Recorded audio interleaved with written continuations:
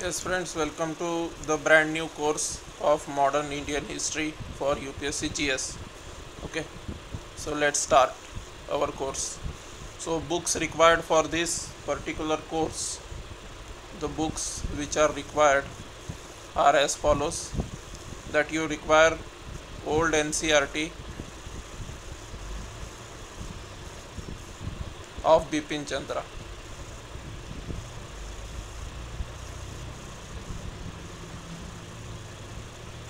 old NCERT of Bipin Chandra, or else the same book, the book is same by the Bipin Chandra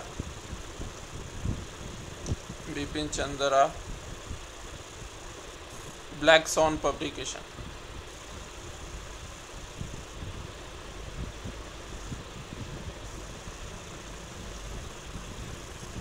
Modern history. Okay, or else you can refer Spectrum also, or else Spectrum. Okay, believe me, choose any one of the books, choose any one book, but read it thoroughly.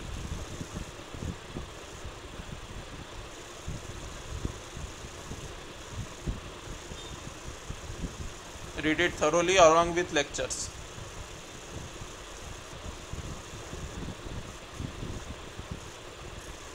Do not run for many books. Do not run for many books, because only one book will help you, multiple books will not help you. Only one book is sufficient. Any one book, either use a Spectrum or old NCERT of Bipin Chandra. This is more than sufficient. No need to go run for so many books. Okay, what many UPSC aspirants do is that they purchase so many books that they are not able to even remember the name of the books. Okay, so don't go for that thing. Okay, so have limited sources with you. Now introduction of the 18th century. Now I am teaching this after 6 years. Okay, so note that I am teaching this after 6 years. 6 years ago I had taught this. In the year something around 2017 I had taught this in Delhi offline. Okay, but the notes were lying in dust. The notes of mine were lying in dust. I put it out from the dust and I started teaching now. So I had to revise also a little bit. Okay. So introduction of 18th century. Introduction of 18th century. Our first topic is introduction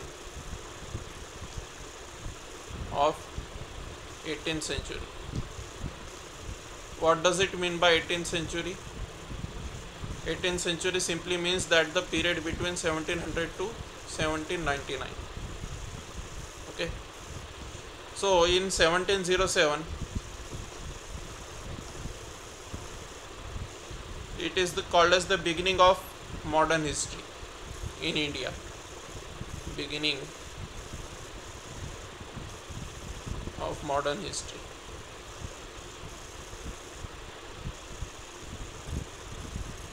What happened in 1707?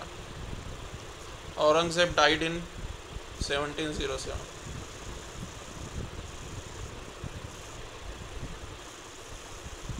After ruling for 49 years. Okay, in 1707, that is the beginning of modern history in India. Aurangzeb died after ruling for 49 years. His successors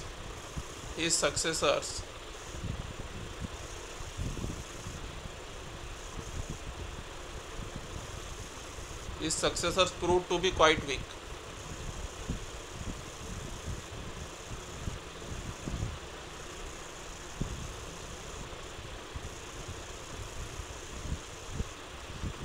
So this led to decline of Mughal Empire. This led, not lead, that should be led. Okay, this led to decline of Mughal Empire. Okay, it was a slow process. Decline of Mughal Empire was a slow process.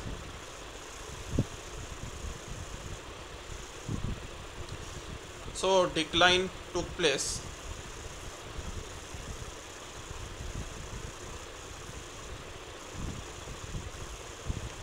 between 1707 to 1857. Okay, so decline took place between 1707 to 1857. It was a very slow process as Mughals were very strong, so their declination cannot take place within 1 day or 2 days. It was not a process of 1 2 day, 1 week or 1 month like that. It took almost 150 years. Okay, almost 150 years it required for them to get declined completely. It required almost 150 years for them to get declined completely. Okay, so in between what happened? In between English East India Company,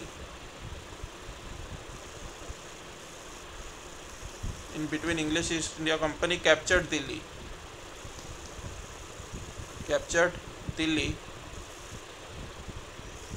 in 1803. Okay, in 1803 British East India Company captured Delhi.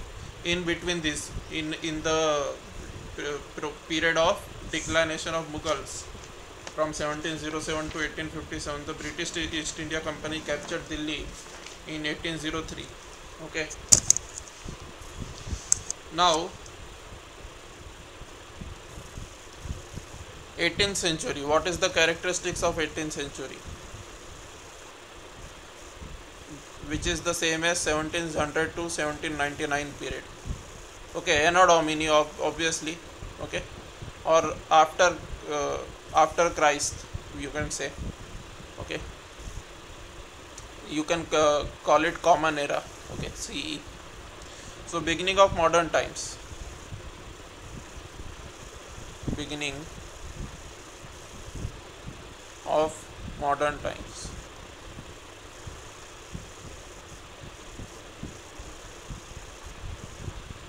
From historical chronology,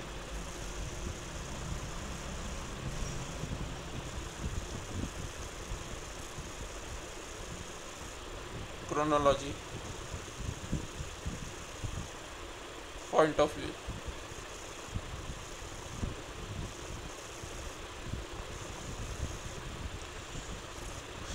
So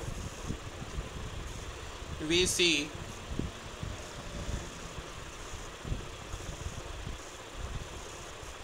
very little signs of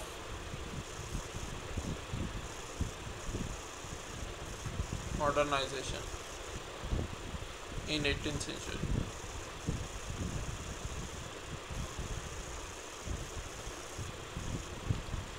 What is modernization, by the way? What is modernization? What is modernization?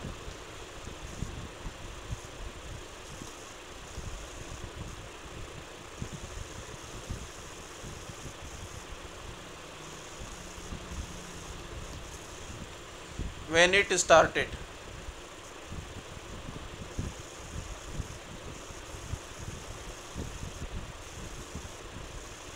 What was prior to it? What was prior to it? Means before modernization, what was there? And what exactly is modernization? When it started exactly? Okay. So the answer is India started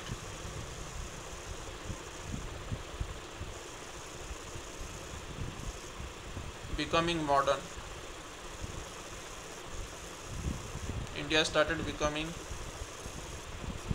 modern in 19th century.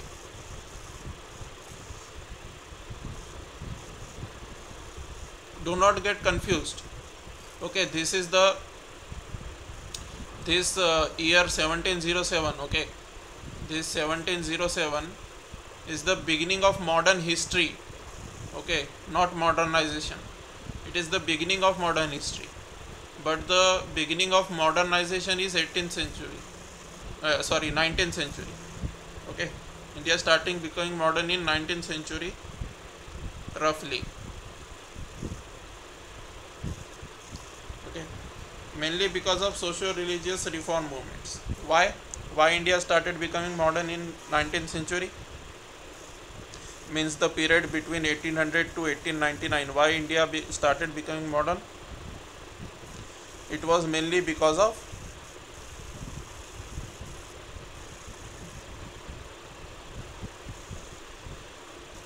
socio-religious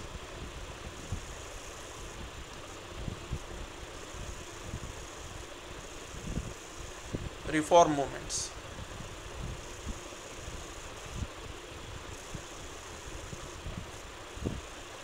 Socio-religious reform movements you will learn, like abolition of sati and etc. Okay, so movements. Okay, MOVEMENTS, just correct it, it is MOVEMENTS. Okay,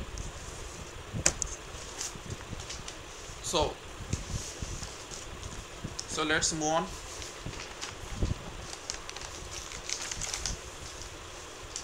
Modern values versus medieval values. What are the difference between modern values and medieval values? Modern values versus medieval values. Now we will learn about modern values first.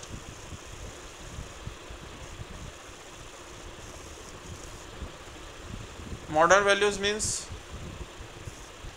industrial revolution,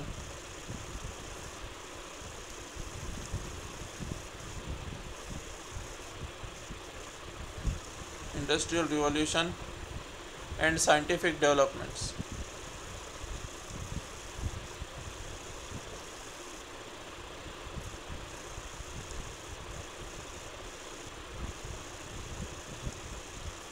Industrial revolution and scientific developments are a feature of modern times. Okay,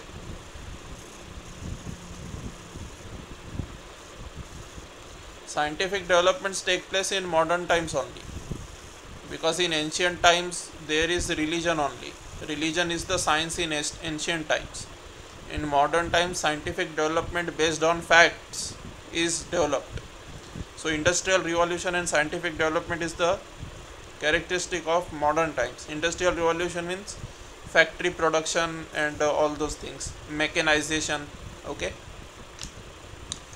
now rule of law is also a modern value.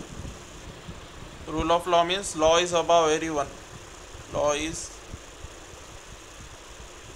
above everyone. Okay, whatever rules apply to a prime minister, whatever rules apply to a chai wala or anyone, whatever rules apply to a pan thele wala or etc., those rules will apply to everyone. Okay, so rule of law means law is above everyone. No one can be above the law. Okay, this is what is modern value. But in medieval times, what was there? In the medieval times, what was there?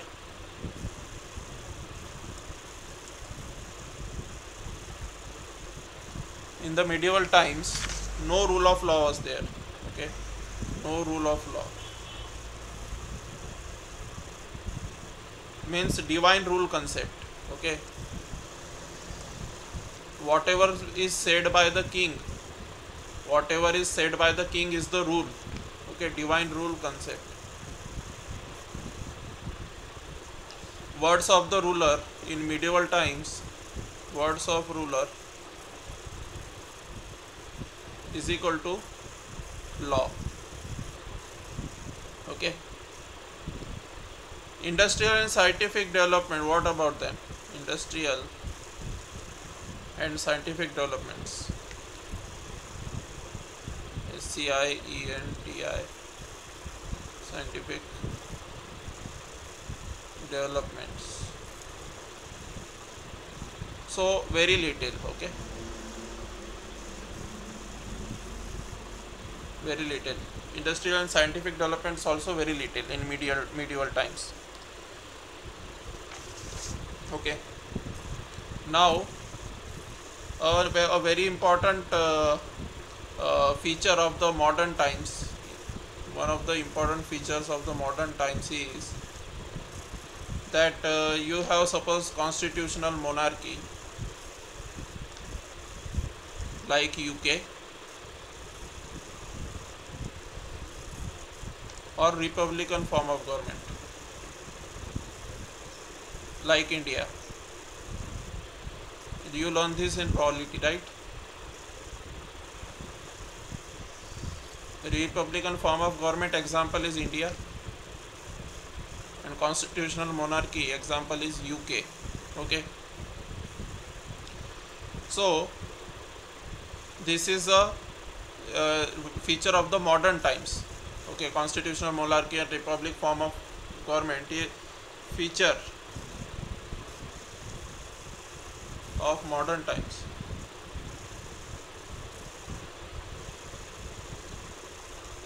Okay, now in the medieval times there is principle of separation of powers in the modern times. Okay, there is principle of separation of powers in modern times.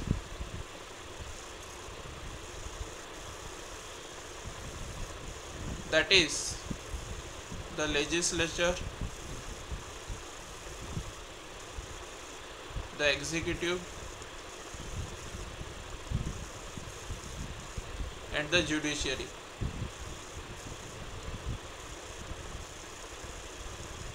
And the principle of checks and balances acts over here. If the legislature becomes ruthless, suppose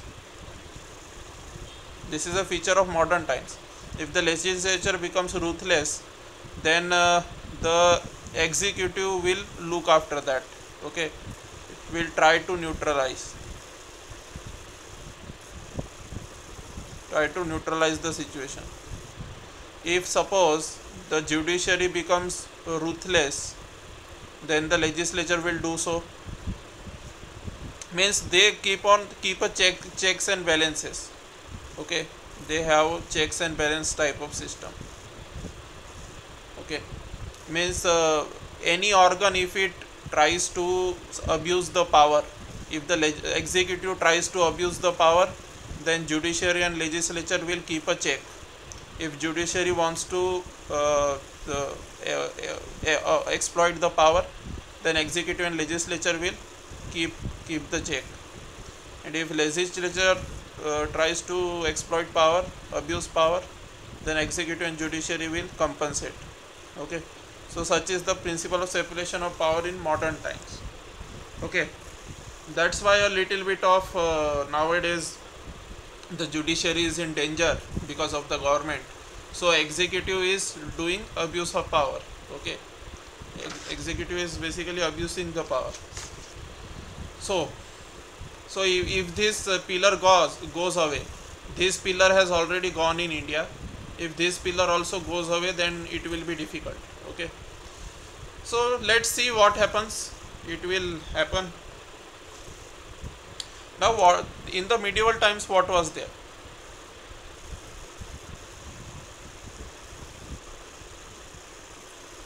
Now, what point of view you should keep in case of the judiciary being attacked by the executive, that is the prime minister and the council of ministers are attacking the judiciary, but you are a bureaucrat, not a journalist. Okay, so what viewpoint you can keep? You should try to keep the viewpoint of the government. You should say that although you should say that although I don't agree with the government on behalf of uh, attacking the independence of judiciary, but I agree to the fact that judicial activism must be kept in check. You should say like this. Okay, you should say that although I don't agree with the executive attacking the judiciary independence, but I also believe in the fact that judicial activism is also not very good for the society. You should say like that. Okay, actually the executive is attacking the judiciary. It is in papers also, and all Mr. Kiran Rijiju's statements and all those. Okay, so those are your current affairs. Okay, so medieval times, what was there in medieval times? In medieval times there was absolute monarchy,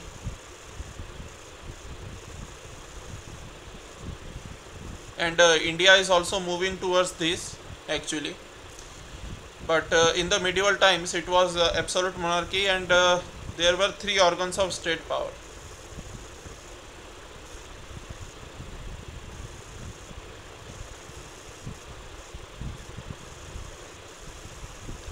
So three organs of state power, all the three organs, legislature, executive and the judiciary, were one person. All these three were a single person.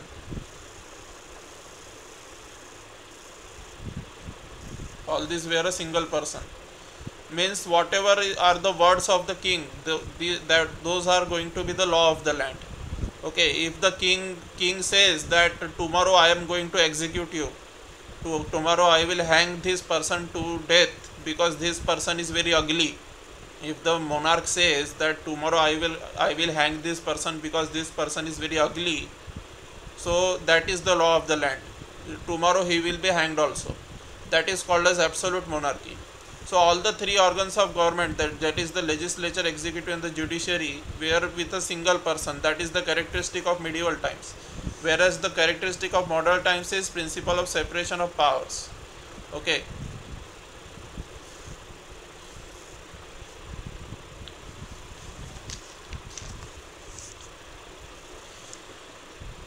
Okay, in constitutional monarchy or republican form of government, like over here, there is principle of checks and balances, separation of powers.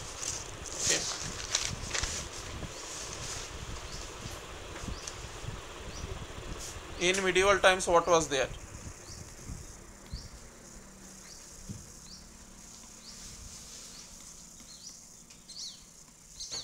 One more character of medieval time, that religion was like constitution.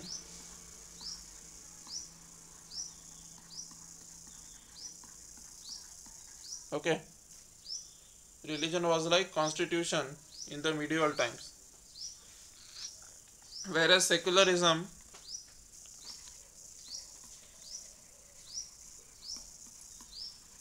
is a modern day value.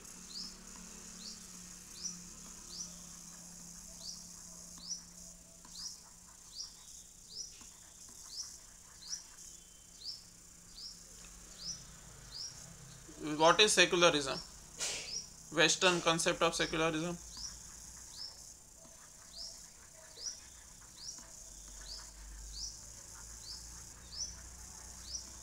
What is Western concept of secularism? Okay. Separation means separation of government from religion in any form.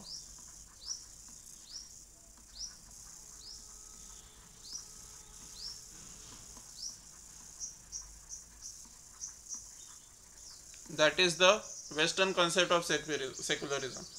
That is, I will keep away from the religion. Okay. Equal laws will apply to all people, or people of all religion will, the law will be above the people of all religion. All the religious people of all religion will be treated equally, but at the same time the state will not look after any religion. Okay, means negative secularism, we call it negative secularism. That is the Western concept of secularism. Okay. And what is the Indian concept of secularism? What is Indian concept of secularism? Indian concept.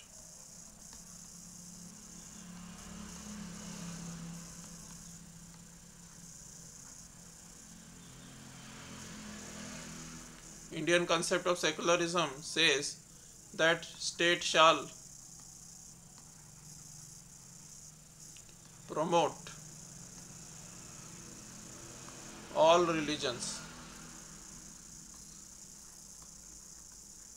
equally.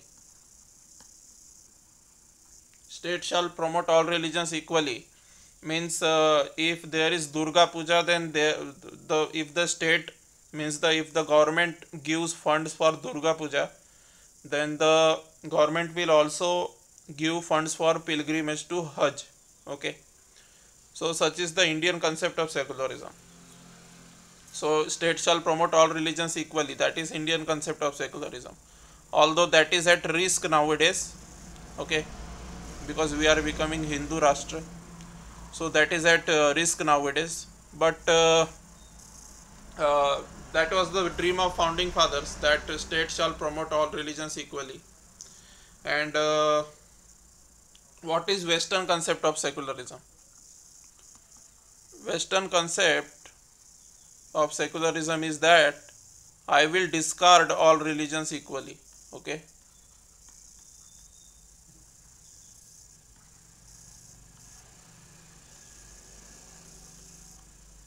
I will discard all religions equally.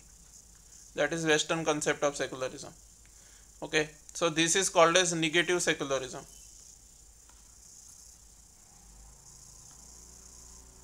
which is the Western concept, and India's concept is positive secularism. Okay, so the all these, whether positive or negative, both are modern values. Okay, even positive secularism or negative secularism, both are modern day values. Okay, modern day values, modern day values. Okay, what was the characteristic of secularism? Secularism also says that rules will not be based on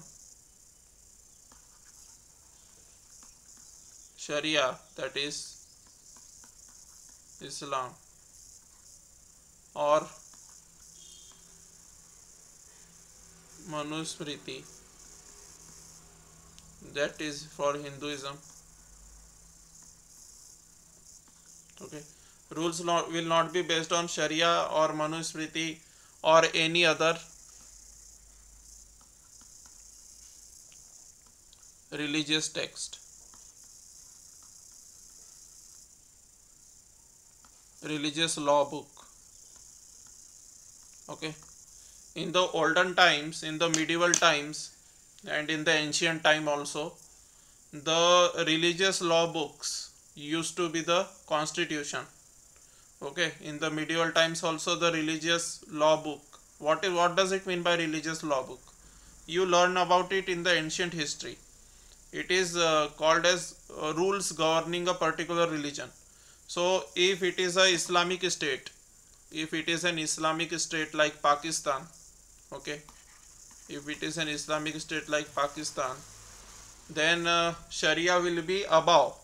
There will be no constitution. Sharia in itself will be constitution. Okay, and if India would have been, suppose India would have been a Hindu Rashtra, suppose in a hypothetical manner, if we suppose, then Manusmriti would have been the constitution of India. Okay, both these books are controversial. If you get time after joining the services, do one thing: read both these books carefully. You will find that both these books are controversial in nature. Okay, so so if India would have been Hindu Rashtra, then Manusmriti would have been constitution. But fortunately, we have our own constitution based on modern values. Okay, so after you get into service, only then read them. Before going into service, do not read them, otherwise you will waste a lot of time. Okay, so do not read them now. After you join the services, you can read them. Okay,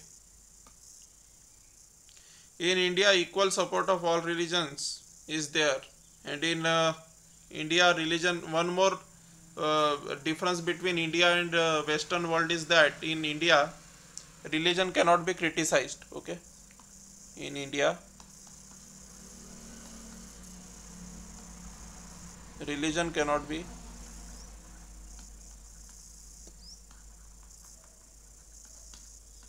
although people give hate speech, although people still give hate speech, that no doubt about it. In India, religion cannot be criticized. According to Indian Penal Code, according to IPC, religion cannot be criticized in India. Okay, it comes under hate speech. It comes under hate speech. Although still politicians give hate speeches. And in USA, religion can be criticized. In USA, in Western world,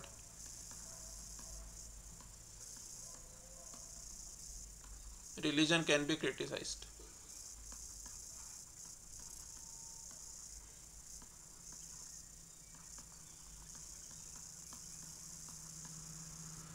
Okay, that is the difference between India and the Western world. Okay, that the reason is that because in India the people are very much affectionate towards their religion. They love their religion or their caste or anything. They like it very much. Okay, the things which they have got from birth, they like it very much in India. So that's why in India the criticism is prohibited. We have hate speech law. Okay, but in Western world, people are not attached to their origins. Okay, they are not attached to such things that I was born in a uh, rich family, means very royal type of caste or religion family. Like that, Western concept is not like that. Okay, so in India there is a prohibition of criticism of religion. Means up to some extent you can criticize, up to some extent you can criticize, but going up to the violent language or going up to uh, you means you are basically, if you are violating the decent language, then it is not allowed in India. But in USA, even if you violate the decent language, it is also allowed, because it will not lead to riots in USA. Even if you say something about the Jesus, even if you say something very bad about the Jesus in USA, no riot will take place. Okay, but in India, if someone says very bad things to something, some religious person, then in India riots will take place. So in India it is a crime. Okay,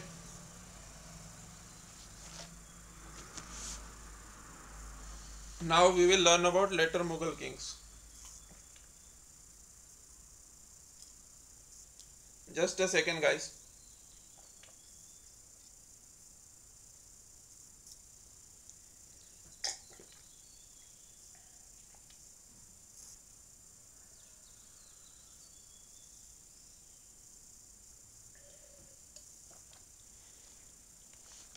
Now let us learn about later Mughal kings.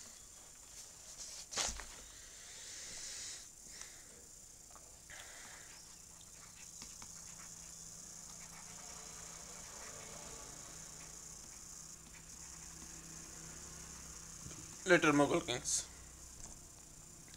1707 to 1857. Okay. Before moving on to later Mughal kings, we will learn the meaning of de facto.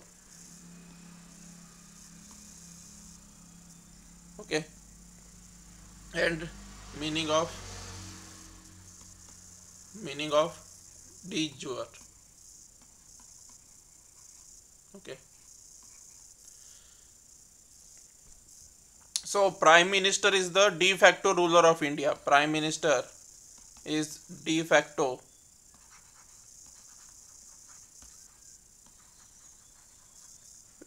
ruler of India.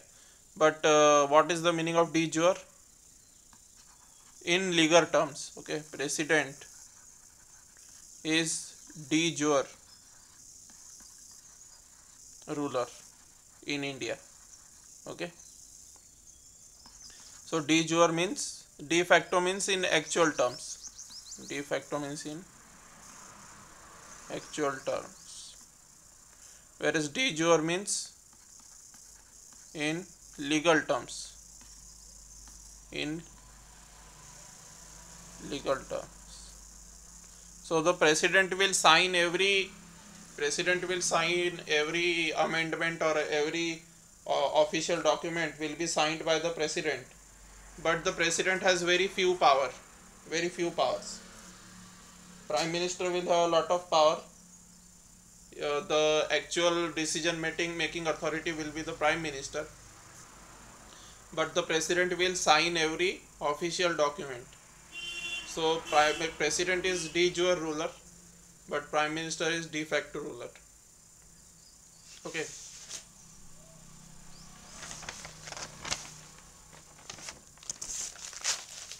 India towards the mid of 18th century, what did it look like?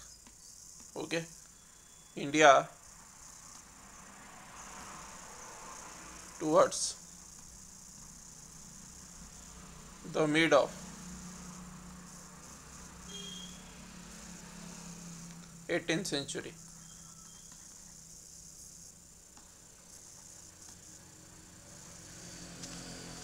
How did India look like? Okay. How did India look like?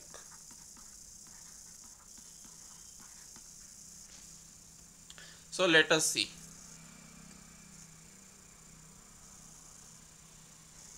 Let me draw a map of India.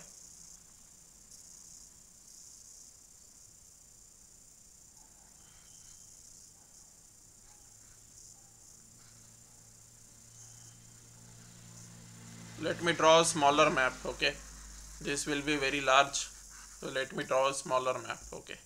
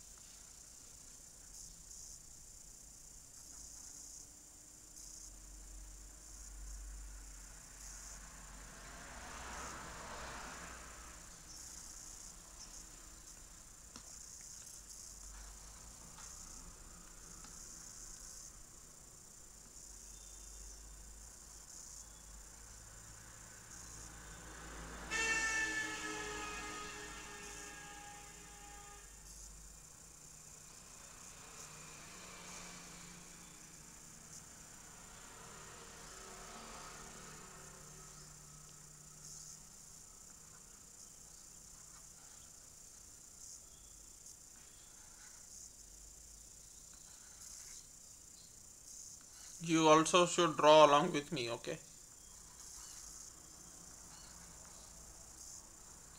So this is your India. Okay. So Sikhs were ruling over here. Okay, let me draw over here.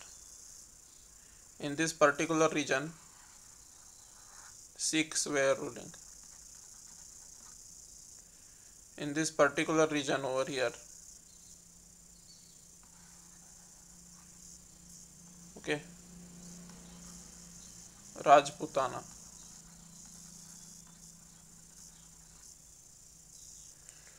In this particular region over here,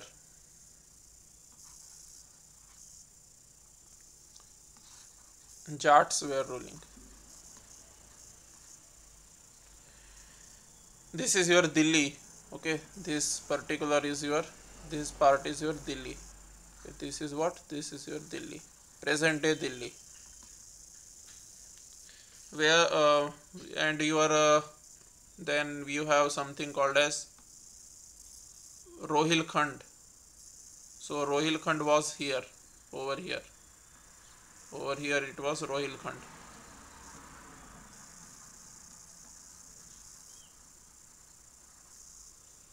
Over here it was Awadh.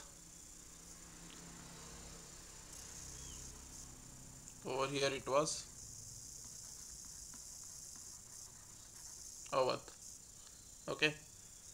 Over here it was Bengal. This particular region was Bengal.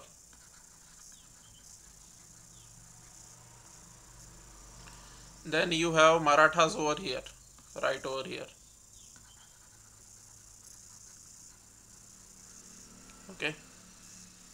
Then you have Nizam, Hyderabad Nizam over here.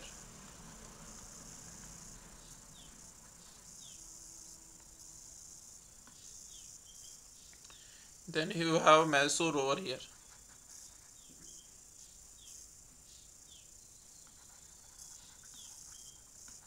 Mysore. Then you have Carnatic. You have Carnatic. This is your Carnatic region. And this is your Travancore region. The present day Kerala, that is your Travancore. Okay. So I told you India towards the mid of 18th century. Towards the mid of 18th century means 1750s. 1750s. Around 1750s.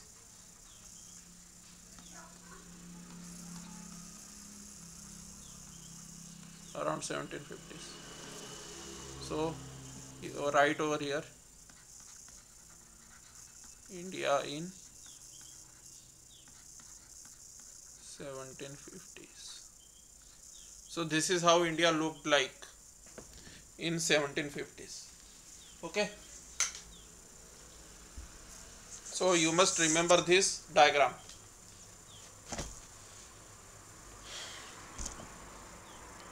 So let's write. Later Mughal kings 1707 to 1857. This also you must remember. Okay. So write over here. Later Mughal kings.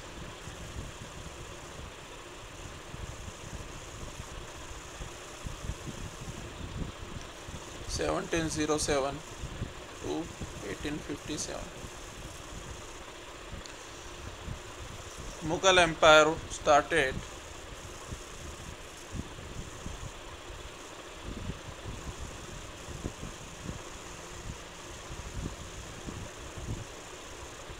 declining. Mughal Empire started declining after the death of Aurangzeb. After the death of Aurangzeb, the Mughal Empire started declining. Everyone knows this. Around 9 Mughal emperors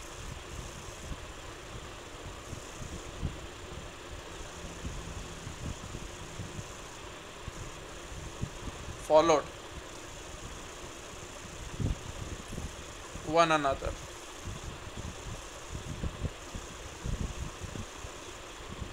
in quick succession.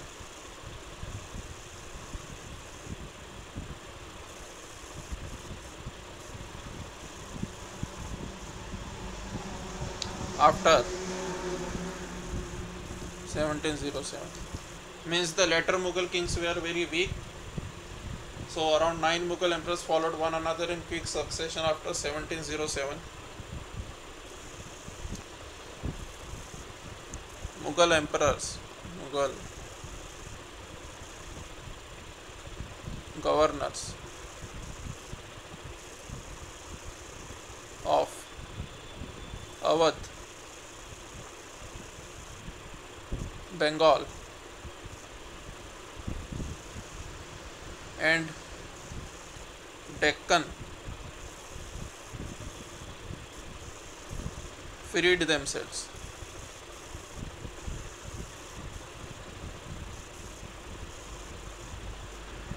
from the control of central government.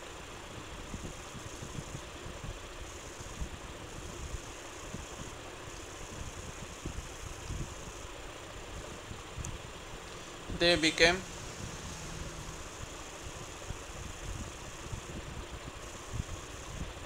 de facto independent. Okay, they became what? They became de facto independent.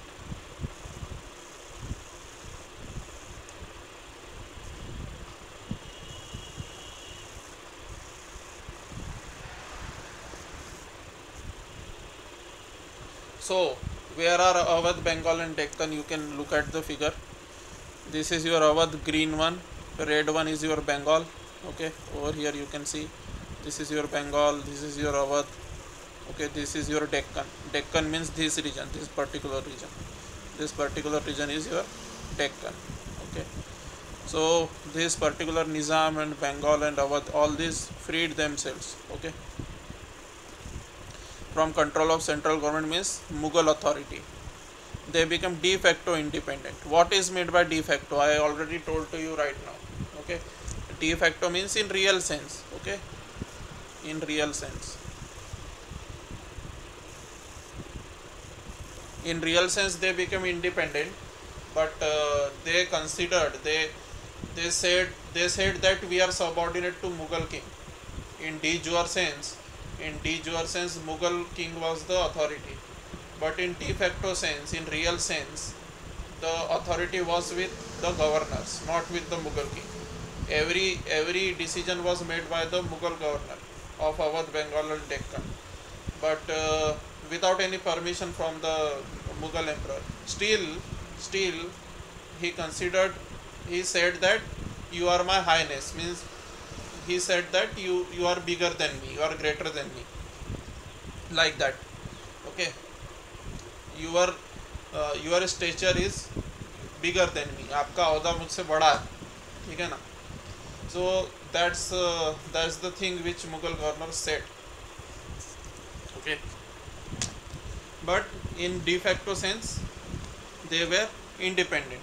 They freed themselves from the control of central government. So these three, Awadh, Bengal and Deccan ones, freed themselves from the control of central government. They became in de facto independent. De facto means in real sense they became independent. A very significant feature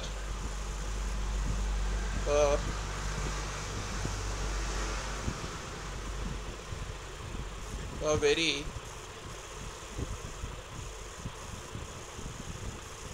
means the Mughal authority was like president over here. Okay, Mughal authority became like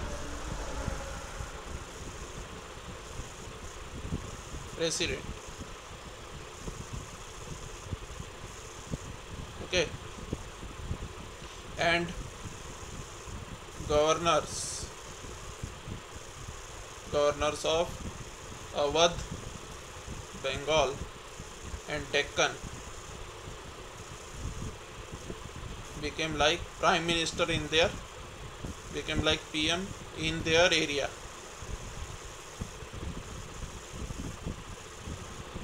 Okay, a very significant feature of the later Mughal period was the rise of powerful nobles. So very significant feature of the later Mughal period was the rise of powerful nobles. They became the real contenders of power. Okay, the royal princess resided in background. They were the princess, the original prince, who was of the Mughal dynasty, that resided in background, and the actual contenders of power were these nobles. Nobles became the actual contenders of power. Okay, it was the important feature of later Mughal period, because the king was very weak, the nobles became very strong. Okay, it was the rise of powerful nobles. So much so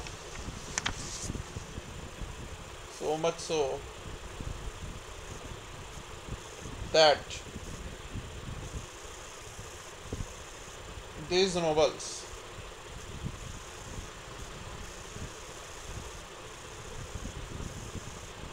became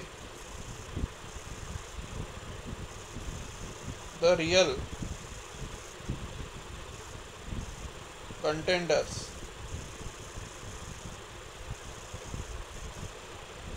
for political power.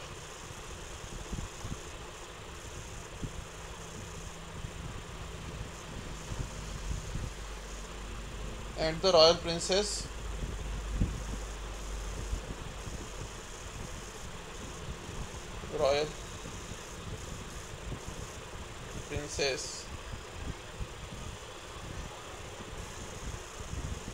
resided in RECEDED. Okay, RECEDED, resided in background.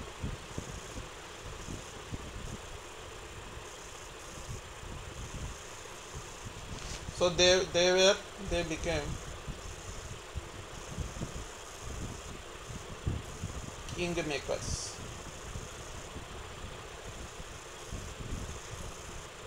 Okay, means the nobility used to decide who will become the king. If the nobility does not want that such particular person should become the king, then the nobility will simply either assassinate him or do something very horrifying to him. Okay, so they became real kingmakers.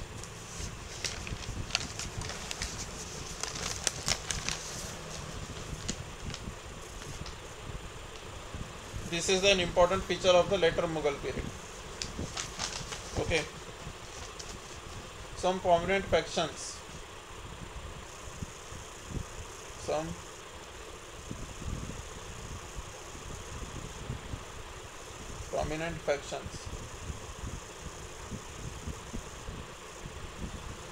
of nobility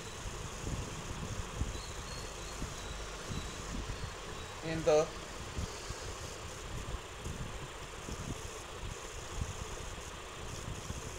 court of later Mughal kings.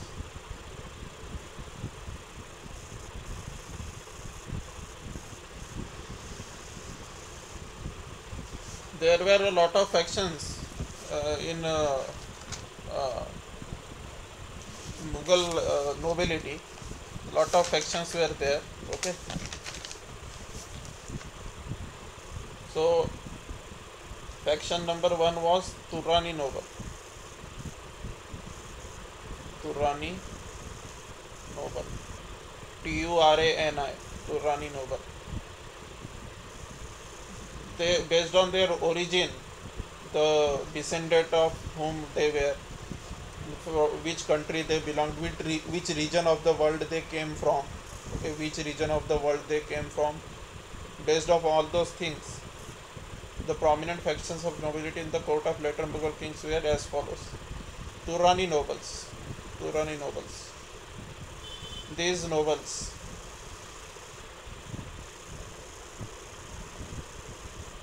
came from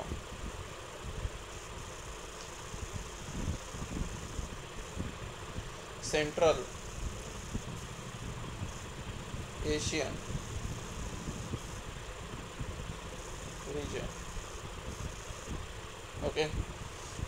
Then we have something called as Irani nobles. Irani nobles. These nobles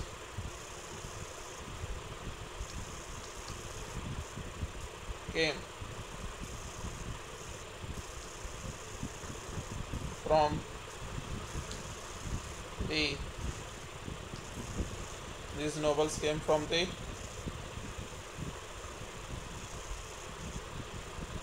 region of Iran.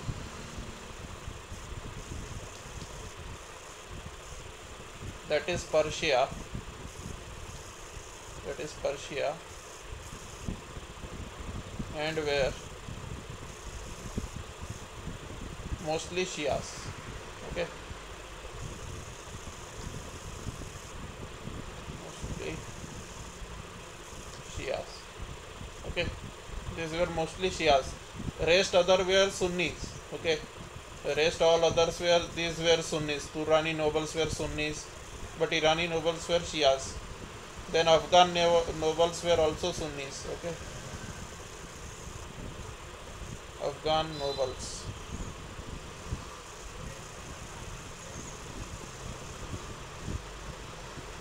These nobles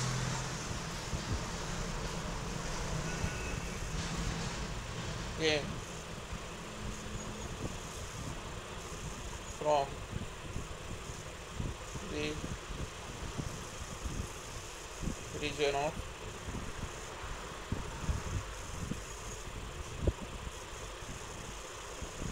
these nobles came from the region of Afghanistan. Okay,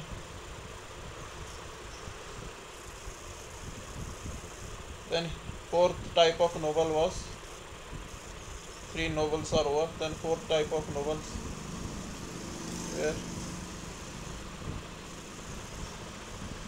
Hindustani nobles. Most of the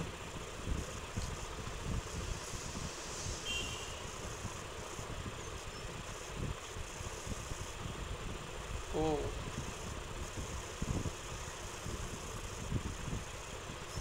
most of the nobles who belonged to this group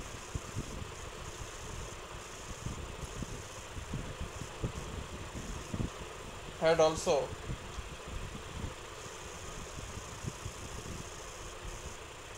come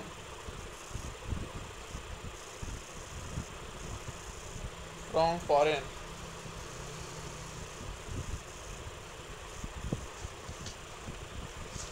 lands.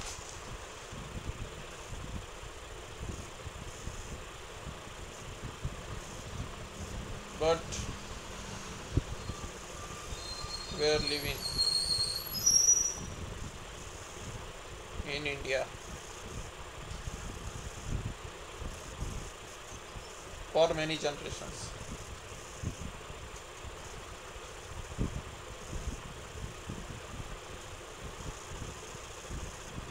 Okay, so most of the nobles who belong to this group had also come from foreign lands, but many thousands of years ago. Okay, means for many generations they were living, for example, they were living for suppose 12-13 generations in this country. Okay, So these were called as Hindustani nobles. Okay. Now what does it mean by nobility? Nobility means higher state officials. What does it mean by nobility? Nobility means higher state officials.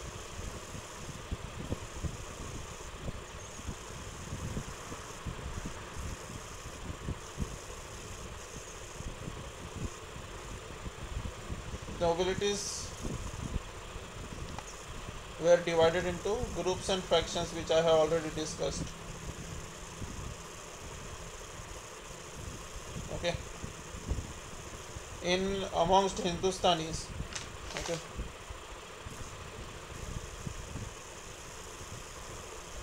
amongst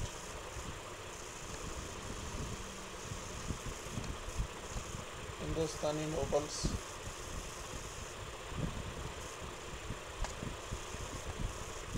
some Hindus, very few, okay, were also there. Some Hindus were also there, very few, okay, amongst Hindustani nobles. Okay, so note,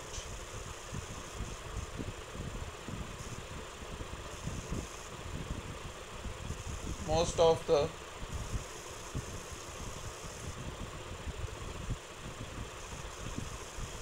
the ruling class, especially in North India, okay, especially in North India,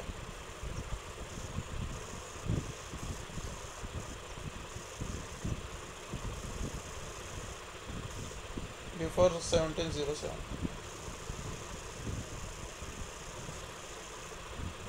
before 1707 were Muslims.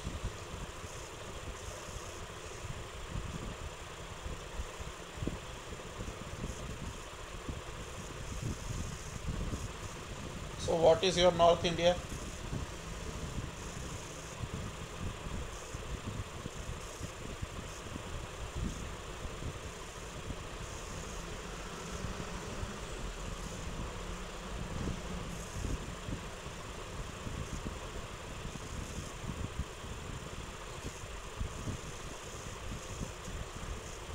This particular part can be called as your North India, okay.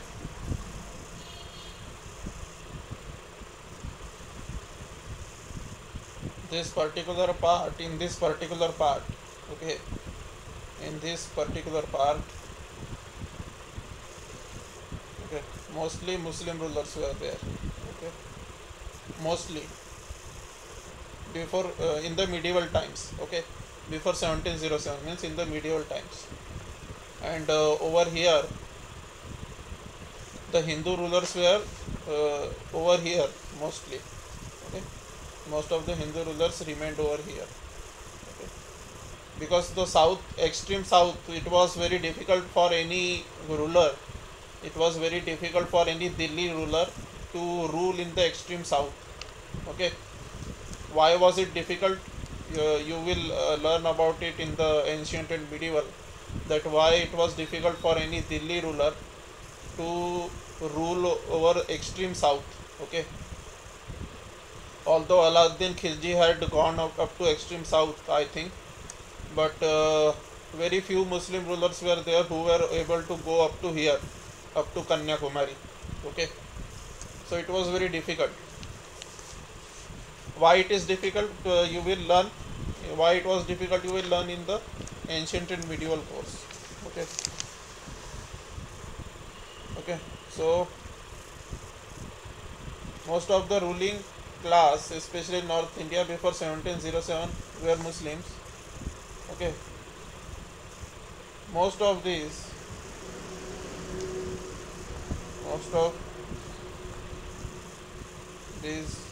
Muslims were not natives of India.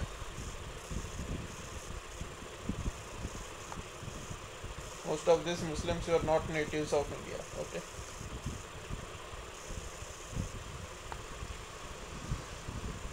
Now Turani.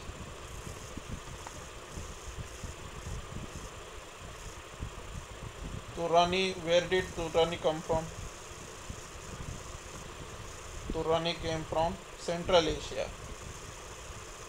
I already told you just now. Okay. But in Central Asia also, especially two countries. Okay.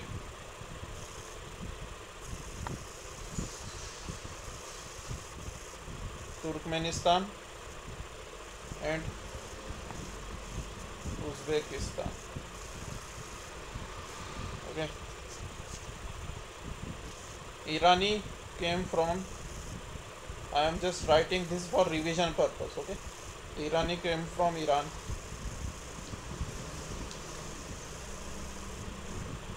Mostly they were Shias.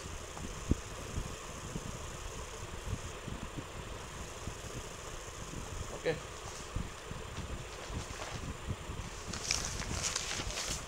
Afghans,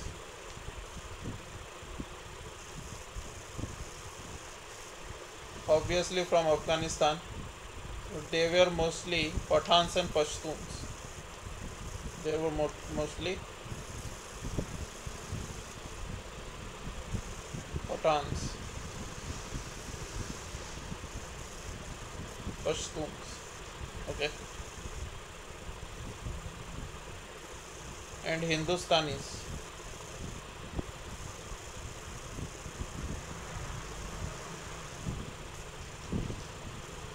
From their origin is also from Central Asia or Arabia.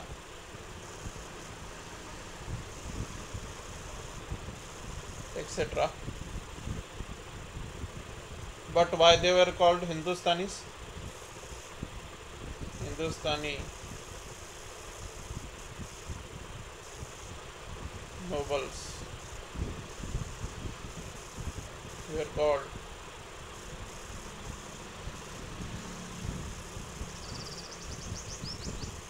Hindustanis because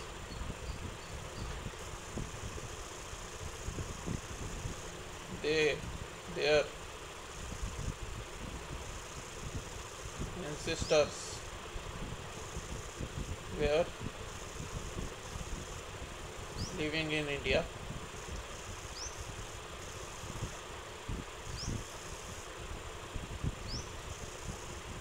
for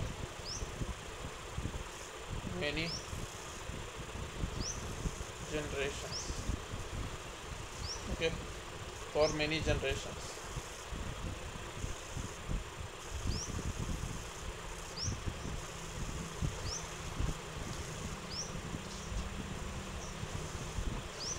Now we will discuss a little bit aspect of society. Okay. In India, we have among Hindus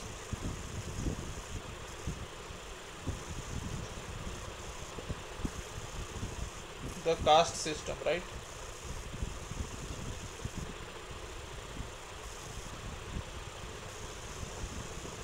So ranging from Brahmin till Dalit. Okay. And the last were untouchables. Okay.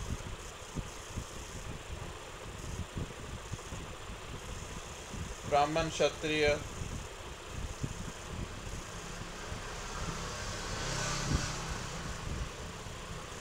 Vaishya. Okay, and then Shudra. These Dalits were untouchables. Okay, last were not untouchables. These Dalit in itself were untouchables. Okay, Shudra and Dalits were untouchables. Okay, Dalits were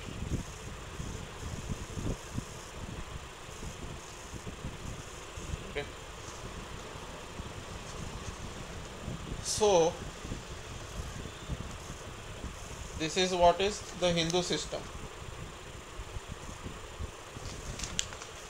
Now we will learn about Muslim society. Okay, this is what is Hindu society. Okay,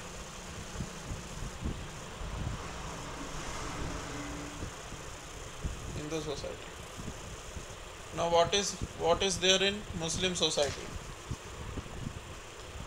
Muslim society.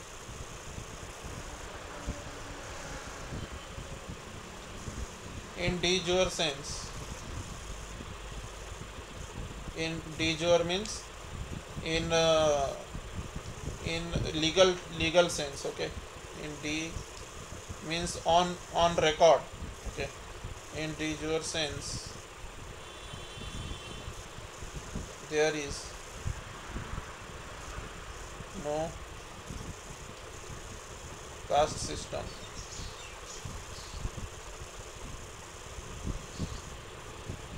Okay, theoretically there is no caste system, means in theoretical terms.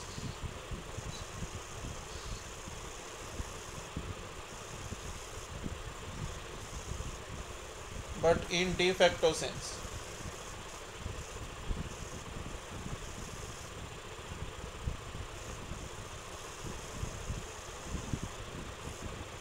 there is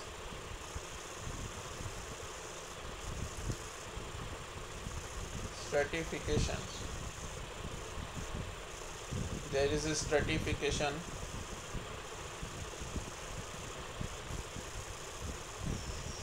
in Muslim society too.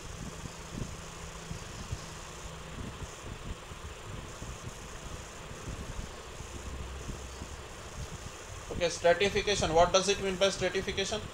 Stratification means layers have been formed. Layers. Okay, layers have been formed. Formation of layers is called as stratification. Means you have layers like this. Okay. So over here in Muslim society also there is a stratification, about which we are going to learn now. Okay.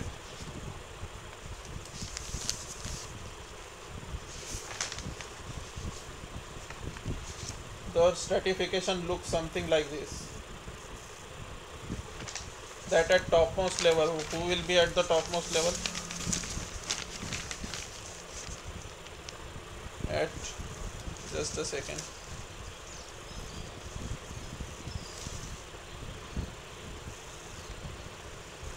At topmost,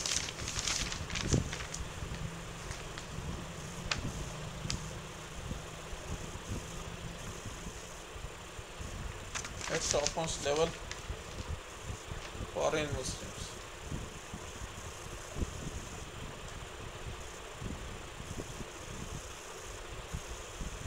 So foreign Muslims were at topmost level.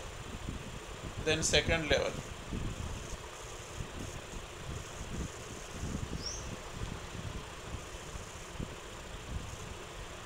upper caste Hindus.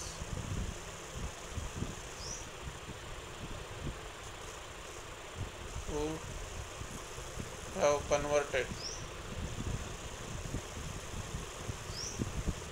to Islam. Okay, upper caste Hindus means, for example, Brahmins and Rajputs.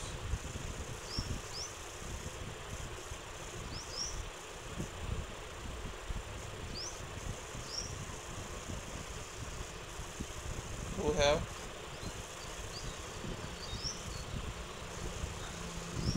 converted to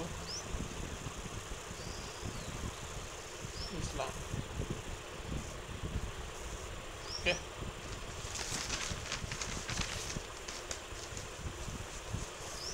Third level, then there is third level.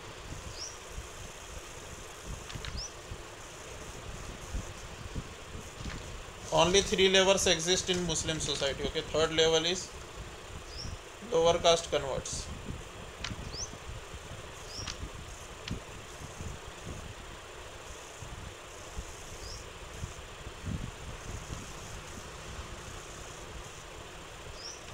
These are maximum in number.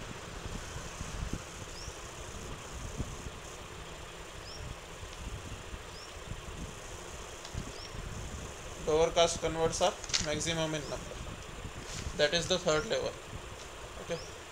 So this is how the Varna system is there in Muslim society. It is not called as Varna system in Muslim society. It is called as a stratification. Varna system is called in Hinduism. Okay. So only 3 stratas are there in Muslim society, but in Hindu society there are 5 stratas. Okay.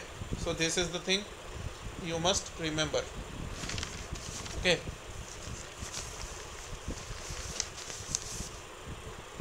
Then we will learn about Mughals, that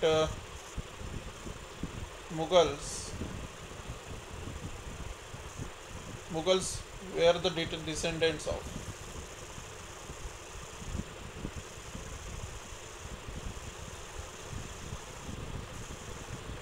DSCNDNDS. So descendants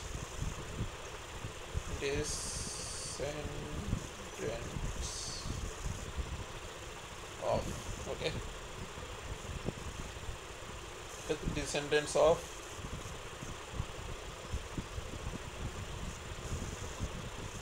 these are the forefathers of Mughals. Okay, Genghis Khan and Taimur. Mughals originated from Taimur and Genghis Khan. Okay, so Taimur was from Uzbekistan,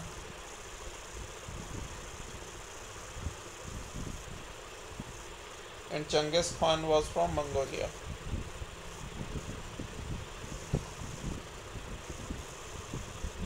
Okay.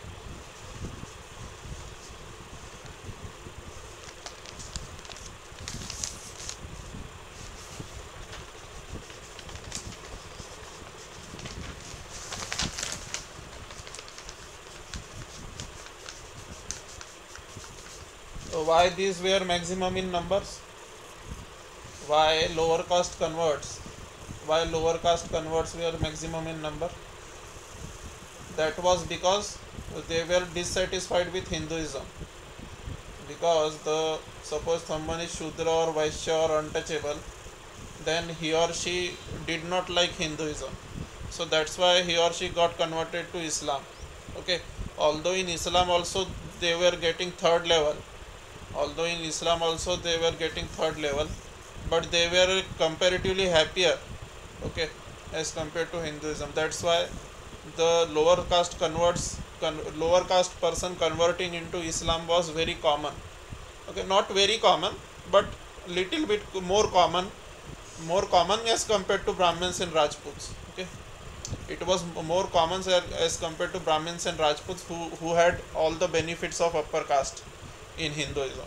So a Brahman or Rajput Hindu getting converted to Islam was very rare, but a lower caste Hindu getting converted to Islam was not very common also, not very rare also. Some middle situation was there. Okay. So write one note over here.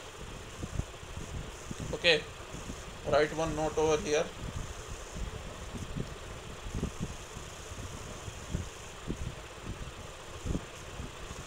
Religious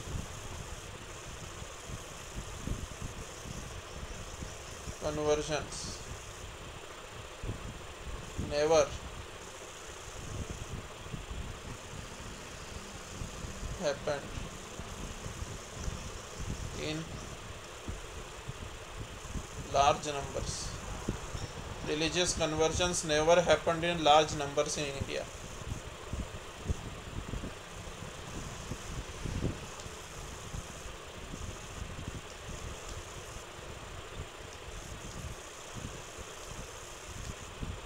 Okay, never. Even today also it is very uncommon. Okay, even today also it is very uncommon.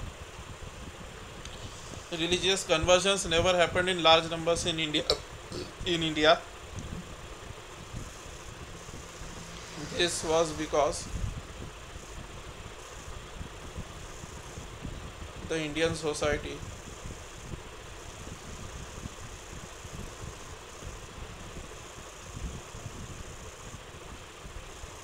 was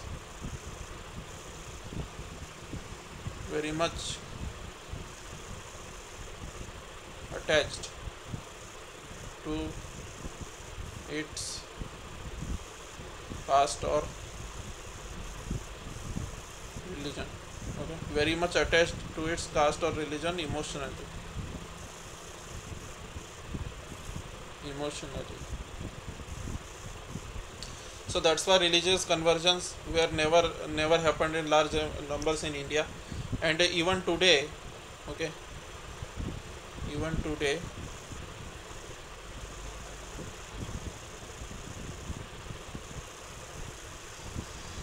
religious conversions are very uncommon in India. Okay.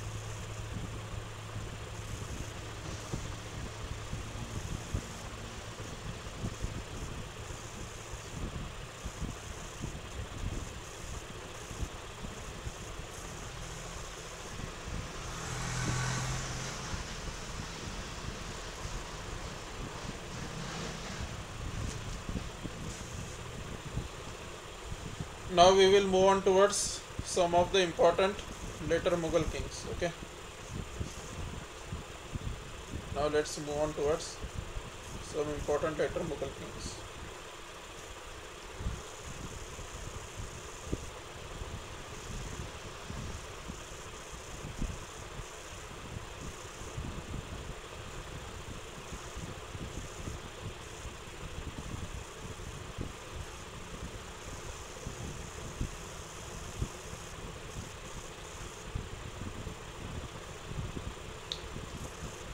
Number one is your Bahadur Shah first.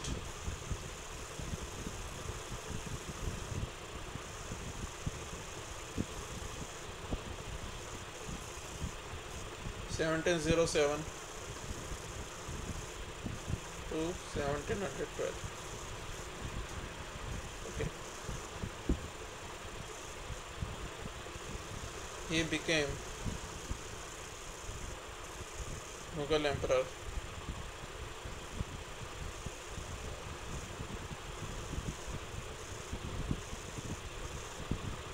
at the age of 64. At the age of 64, he became Mughal emperor. Okay. After becoming emperor, he followed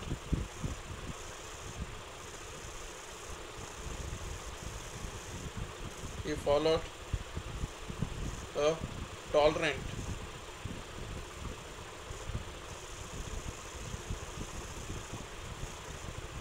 and pacific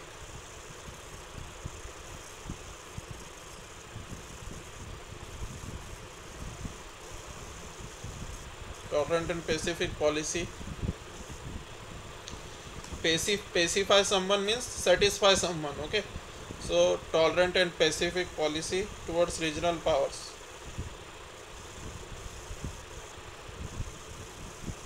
Towards regional powers.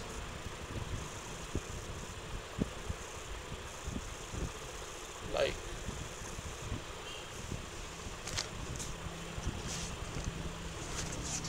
Marathas.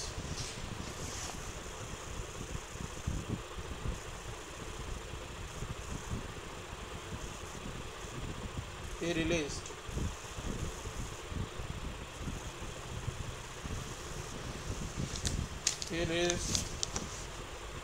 Maratha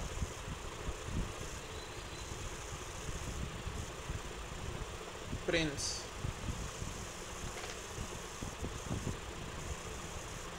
Maratha prince Shahu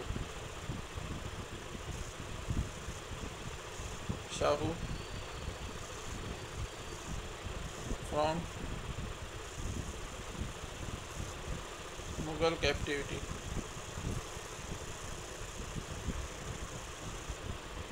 and allowed him to return to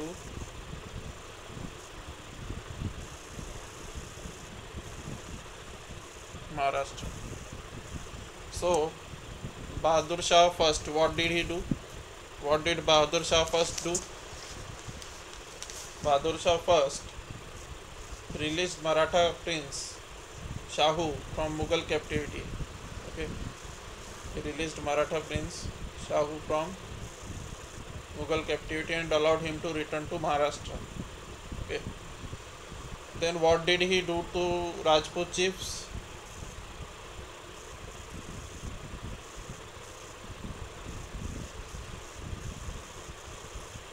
He made peace with Rajput chiefs. He made peace with Rajput chiefs, and at the time of Aurangzeb the relations between Marathas and Mughals also were strained. The Maratha-Mughal relations were strained at the time of Aurangzeb. The Rajput-Mughal relations were also strained at the time of Aurangzeb, because Aurangzeb followed a religiously bigot policy. Okay, he was religiously intolerant also, and he was a bigot also. Bigot means cutter. Okay, dharmat. So he was like that. So that's why. So Rajput chiefs, he made a peace with Rajput chiefs and confirmed them. So Bahadur Shah tried to compensate. Okay, Bahadur Shah tried to compensate what was done by Aurangzeb. Whatever wrong was done by Aurangzeb, Bahadur Shah first. Okay, Bahadur Shah first tried to compensate it. Okay, and confirmed them in their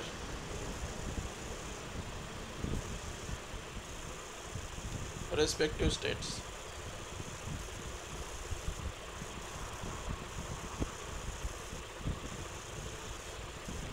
So he made peace with Rajput chiefs and confirmed them in their respective states.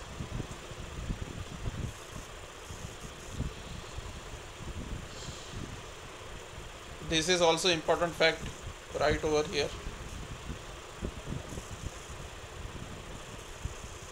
Bahadur Shah first defeated his brothers and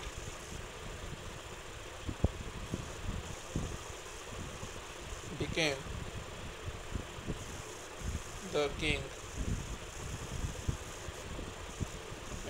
the king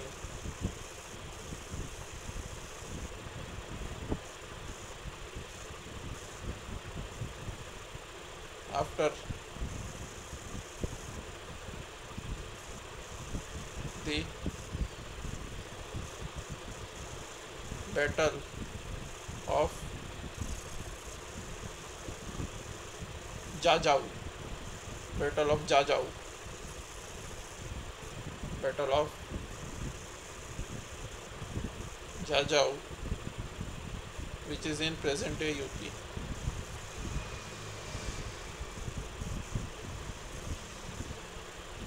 In present day UP in 1707. So Bahadur Shah first defeated his own brothers and became the king after the battle of Jajau in present day. Where is Jajau? In present day UP. In 1707 he defeated his brothers in the battle of Jajau, and Jajau is in present day UP. Okay, so this was the thing in 1707.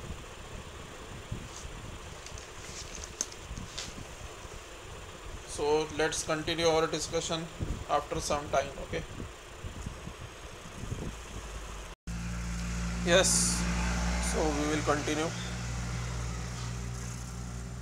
So Bahadur Shah one defeated his brothers and became the king after the battle of Jajau. Jajau is in present day UP. In 1707 he defeated his brother and became the king. Okay, so this is an important fact which you must remember. Battle of Jajau, 1707. Bahadur Shah defeated his brothers and became the king. Okay, he was the first later Mughal king. Okay, he was first later Mughal king.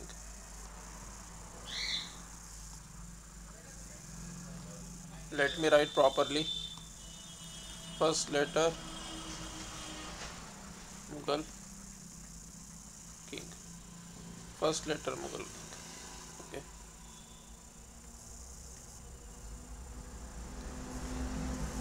Then what happened? He wanted peace. Okay.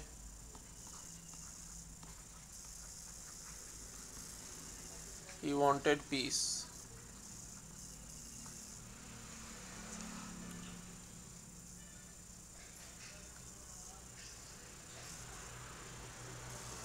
As long as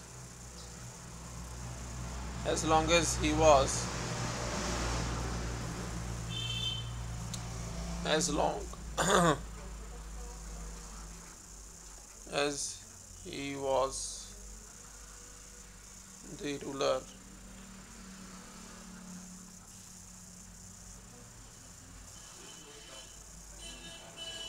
things were still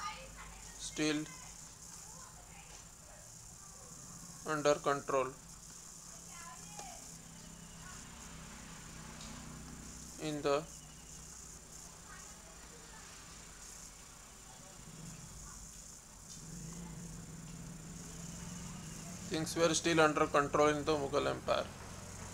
Okay.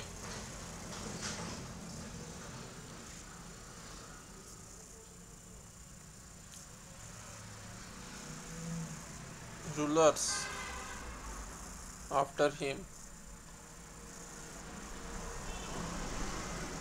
were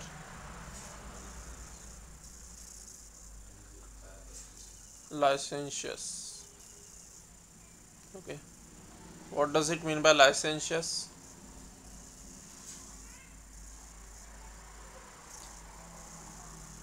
Ayyash.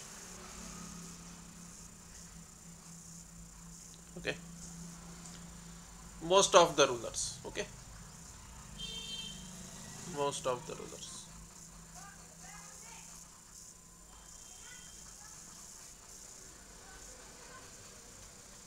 He wanted peace. As long as he was the ruler, things were still under control in the Mughal Empire. Rulers after him were licentious, Ayyash, most of the rulers.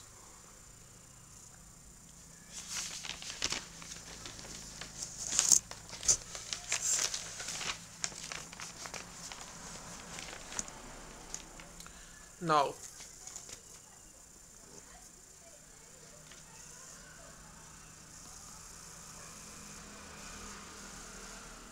Aurangzeb was having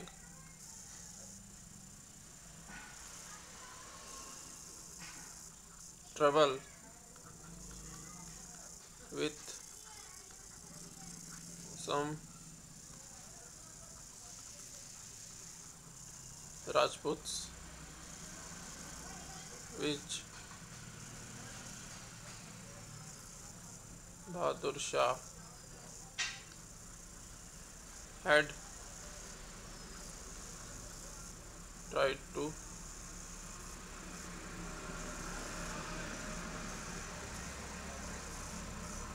bring under control.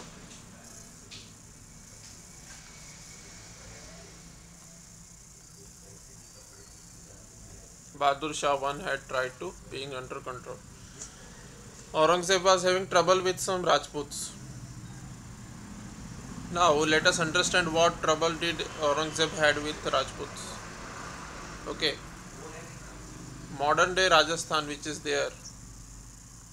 Okay, the Rajputana, you can see where is the location of Rajputana. Modern day Rajasthan.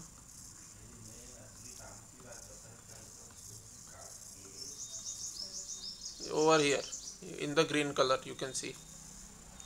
This is the Rajputana. Means modern day Rajasthan. Okay, modern day Rajasthan. So Aurangzeb had trouble with some Rajputs. Bahadur Shah I tried to bring the situation under control. Okay, so what did he do? In order to understand that, first understand that modern day Rajasthan,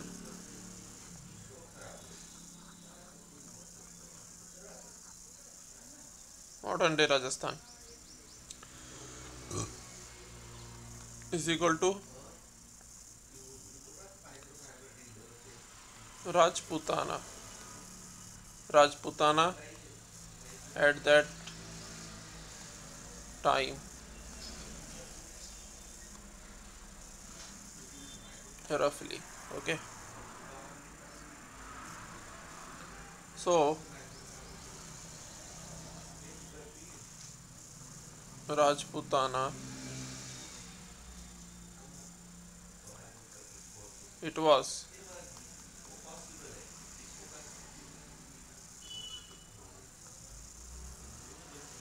divided among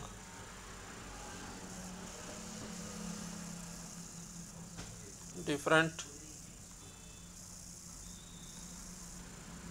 Rajput clans. Divided among different Rajput clans.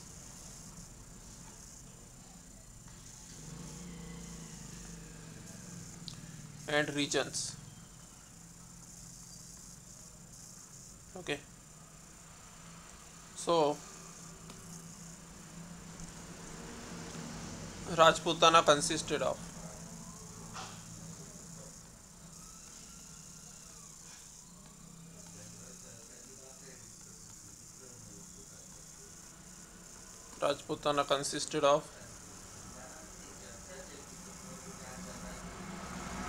Marwar, which was the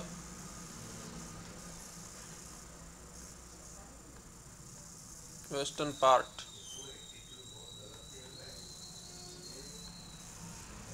Main city was Jodhpur. Okay, then Mewar,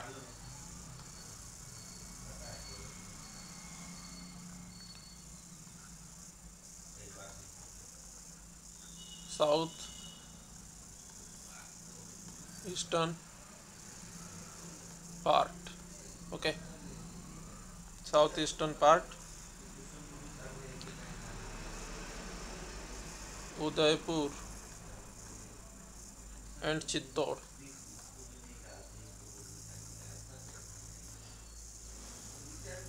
Main cities. And third one was Amber or Amber, which is modern day Jaipur city. Okay, so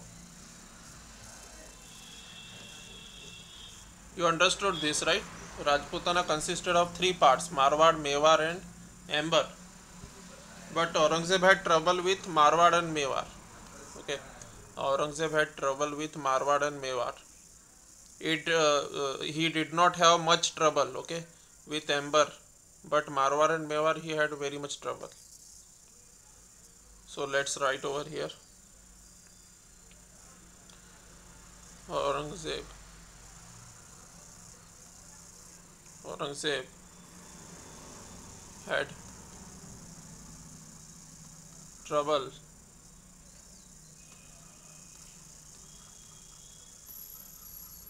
especially with Marwar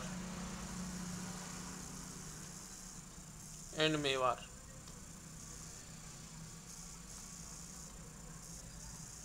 Aurangzeb had trouble especially with Marwar and Mewar. Okay, there is no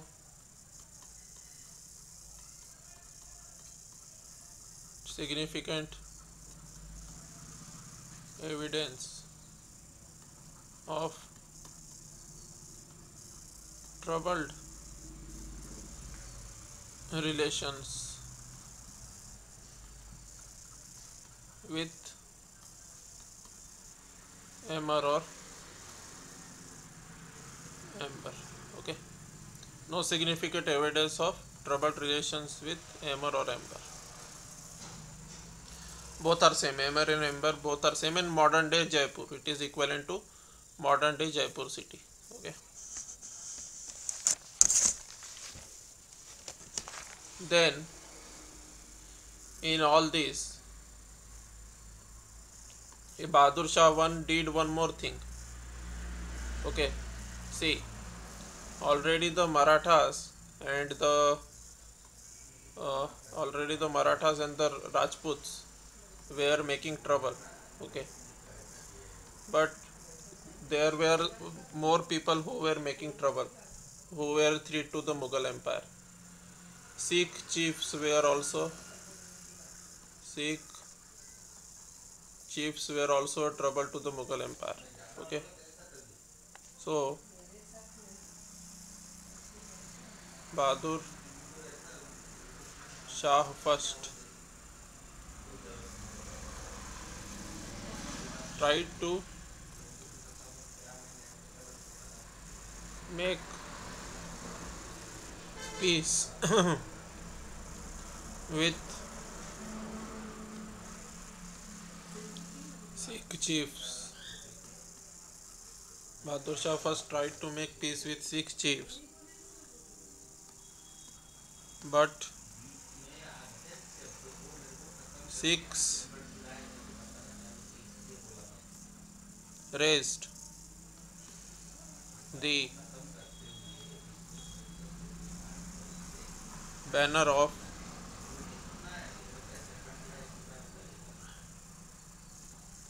revolt under the leadership of Banda Bahadur. Okay, Bahadur Shah first had tried to make peace with the Sikh chiefs, but the Sikhs were not ready to listen to him. Okay, but the Sikh raised the banner of revolt under the leadership of Banda Bahadur. He was failure. He means Bahadur Shah first. Okay, he was failure in crushing the revolt of Sikhs. He was failure in crushing the revolt of Sikhs.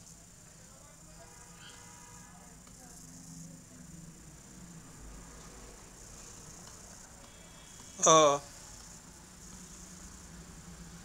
contemporary a contemporary historian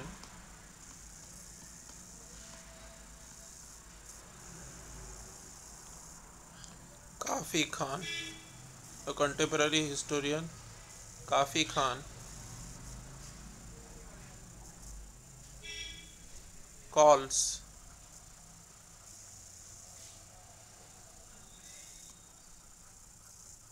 Bahadur Shah first. Okay, a contemporary historian of that time. The historian, what does it mean by contemporary? Contemporary means samkalin. Okay, samkalin means the historian which existed at the time of the reign of Bahadur Shah first. The historian which existed samkalin means at the same time as Bahadur Shah first did. At the same time Kafi Khan also existed. So a contemporary historian of that time calls Bahadur Shah first. Okay, we are talking about Bahadur Shah first only, right? See over here, our first later Mughal king, our first later Mughal king is Bahadur Shah first only. Okay, 1707 to 1712, very short time indeed, only 5 years. A contemporary historian Kafi Khan calls Bahadur Shah first as, what does it call him? What does he call him? Bahadur Shah first as Shah-e Bekhabar, is Shah-e Bekhabar.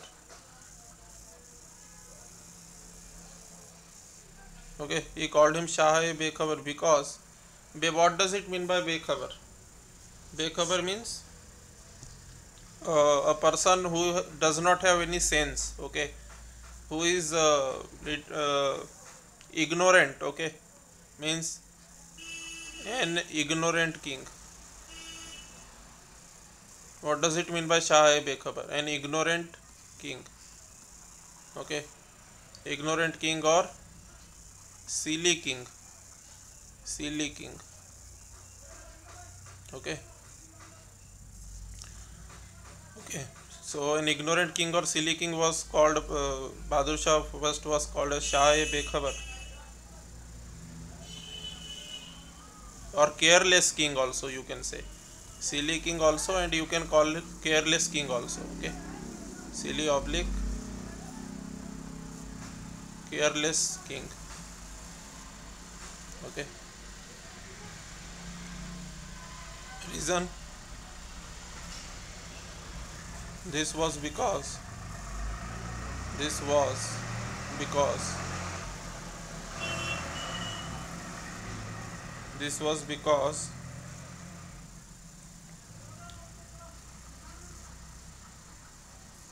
Bahadur Shah first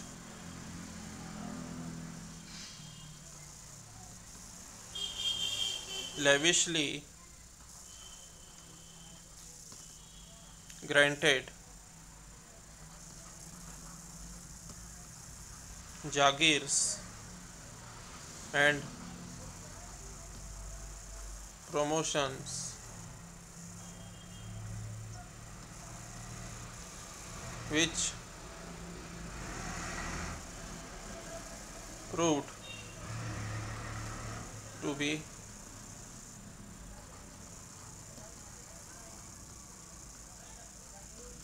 detrimental to Mughal Empire. So he was called Shah-e-Bekhabar because Bahadur Shah first lavishly granted Jagirs and promotions. Okay, lavishly means in a फिजूल खर्ची तरीके से, बिल्कुल ठीक है ना, बेलगाम तरीके से जागीर्स एंड प्रमोशंस देता था नोबल्स को. ही यूज्ड टू गिव जागीर्स and promotions lavishly to the nobles which proved detrimental to Mughal Empire. Why did he do so? Okay, why did he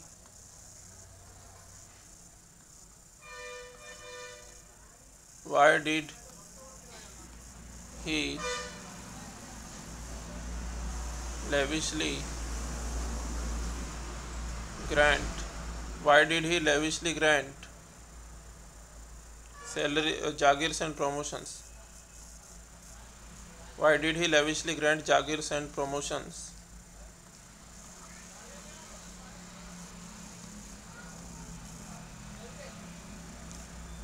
Why did he lavishly grant Jagirs and promotions to the nobles.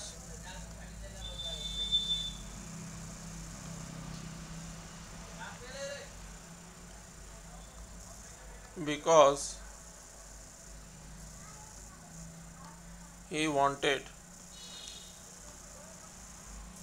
to avoid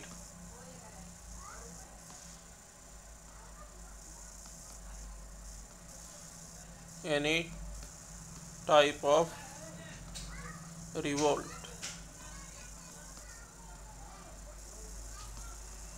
against him. Because he wanted to avoid any type of revolt against him, so he wanted to make peace so that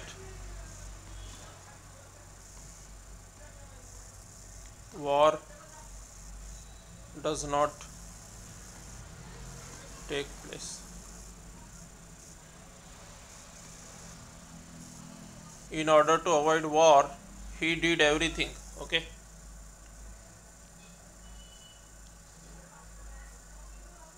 Now, who is Banda Bahadur?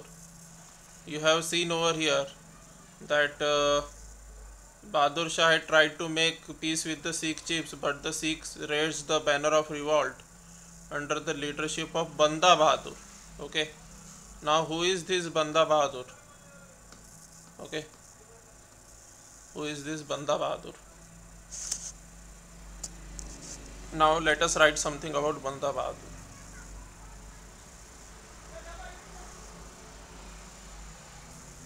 Okay. He was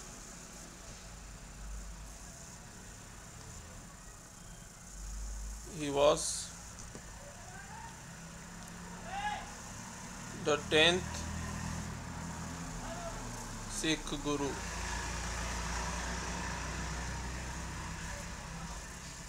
Guru Gobind Singh. The 10th Sikh Guru, Guru Gobind Singh,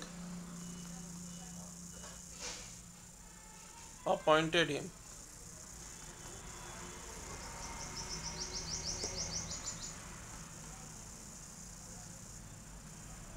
as a chief.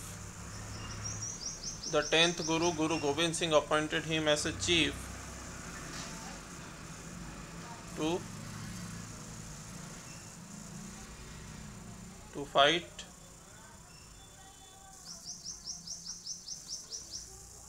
against the Mughals. Okay, he was a chief, army chief. Okay, means होता है ना सरदार, सरदार जो होता है सेना का सरदार, ठीक है ना. So he was like that, as a chief to fight against the Mughals.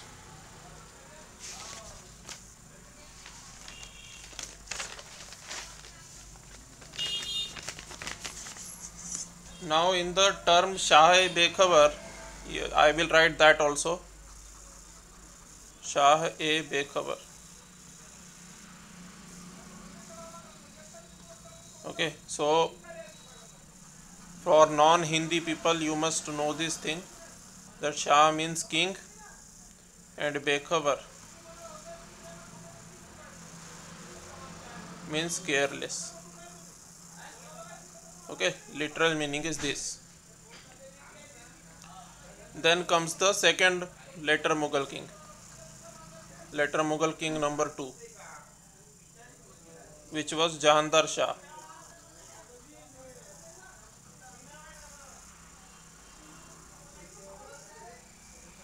(1712 to 1713). Okay.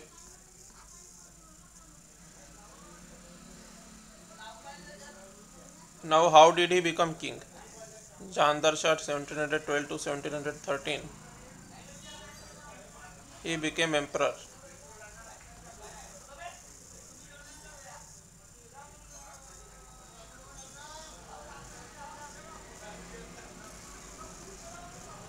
With the help of a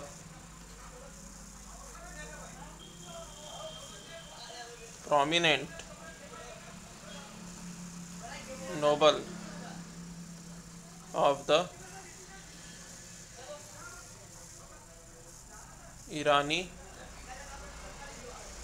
party. He became emperor with the help of a prominent noble of the Irani party. Okay. Now what is Irani party? You know this very well. I had told you the factions of nobility. Okay. The factions of nobility. Over here there are Irani nobles. Okay. Over here there are Irani nobles. So these nobles, okay, came from the region of Iran, that is Persia, and were mostly Shias. Okay. These are Irani nobles.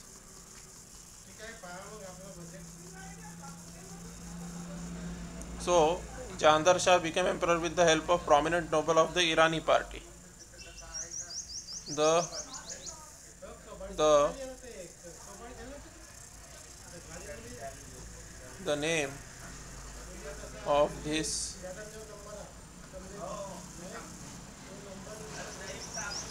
prominent noble was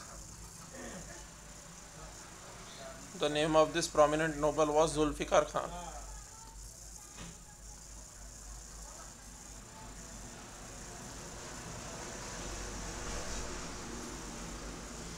Okay. So Jahandar Shah became emperor with the help of a prominent noble of the Irani party. The name of this prominent noble with the help of whom Jahandar Shah became the king, his name was Zulfikar Khan. Okay. Then what happened? He was assassinated. Now how did Bahadur Shah died? Okay. How did Bahadur Shah died? Bahadur Shah first, how did he die? So there is a lot of debate over there that how Bahadur Shah died. But most probably Bahadur Shah first died of old age. Okay. Bahadur Shah first mostly died of old age, most probably. Okay. So that was about Bahadur. So let me write over here. Okay. So write over here.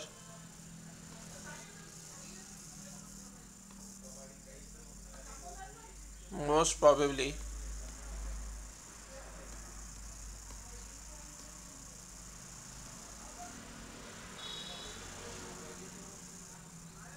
Bahadur Shah first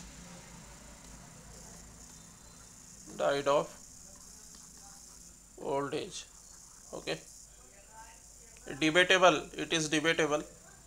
Most probably Bahadur Shah first died of old age. Okay. This is the most accepted viewpoint.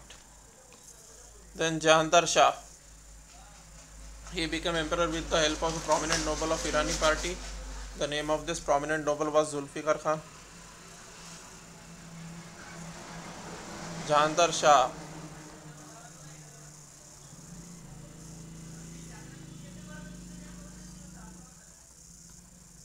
was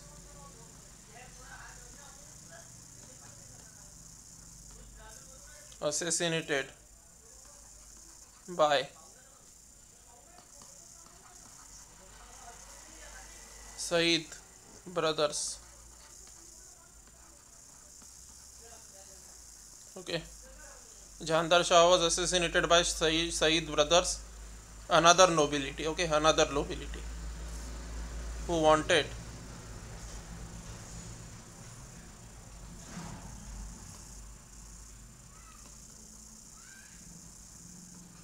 Farrukhsiyar,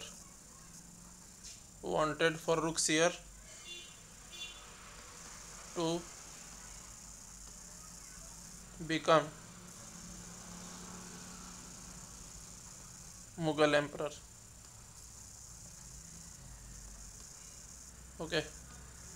So Bahadur Shah was assassinated by Sayyid brothers who wanted Farooq Sir to become Mughal emperor. Now who are these Sayyid brothers? Okay, let us understand who are Sayyid brothers.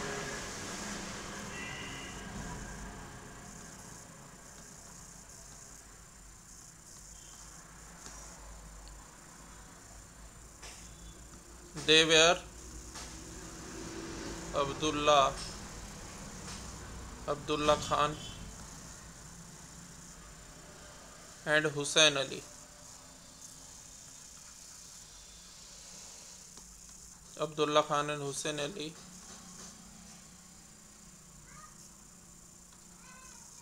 were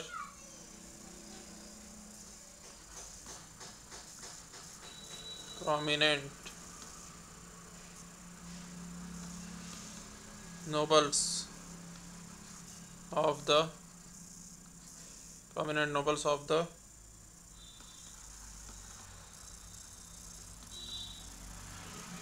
Hindustani party. Abdullah Khan and Hussain Ali were prominent nobles of the Hindustani party, and what is Hindustani party? Now let us go back to the previous slides where I had told you what is Hindustani party. Okay.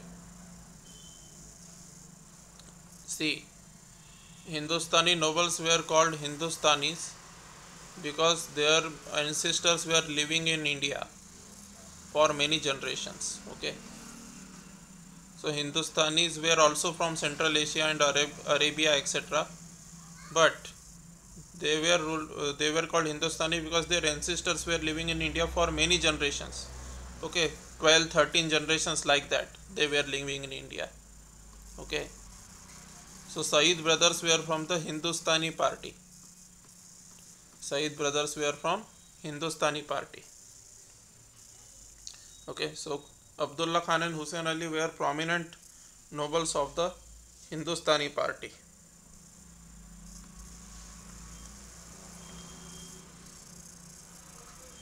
Now, what happened during Jahandar Shah? Okay, so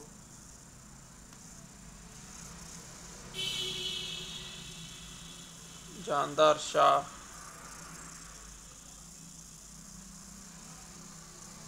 encouraged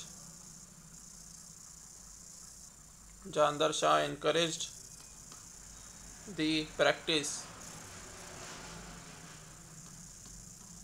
Jahandar Shah encouraged the practice of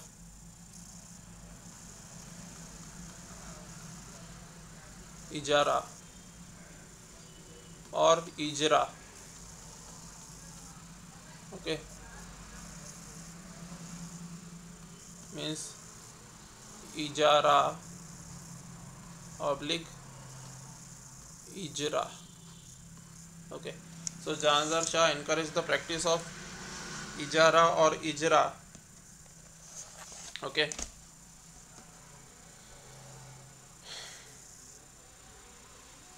encourage the practice of ijara or ijra.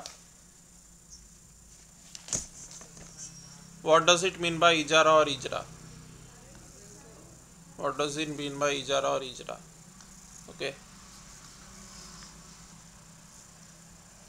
it is a practice. Okay, it is a practice of giving the responsibility of revenue collection. It is the practice of giving the responsibility of revenue collection on contract.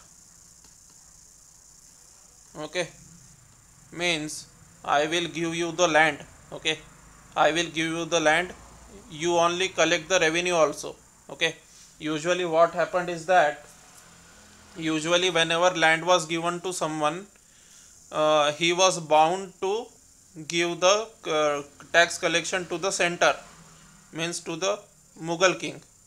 Okay, so the tax collection directly went to the Mughal king through the uh, person who was their local zamindar.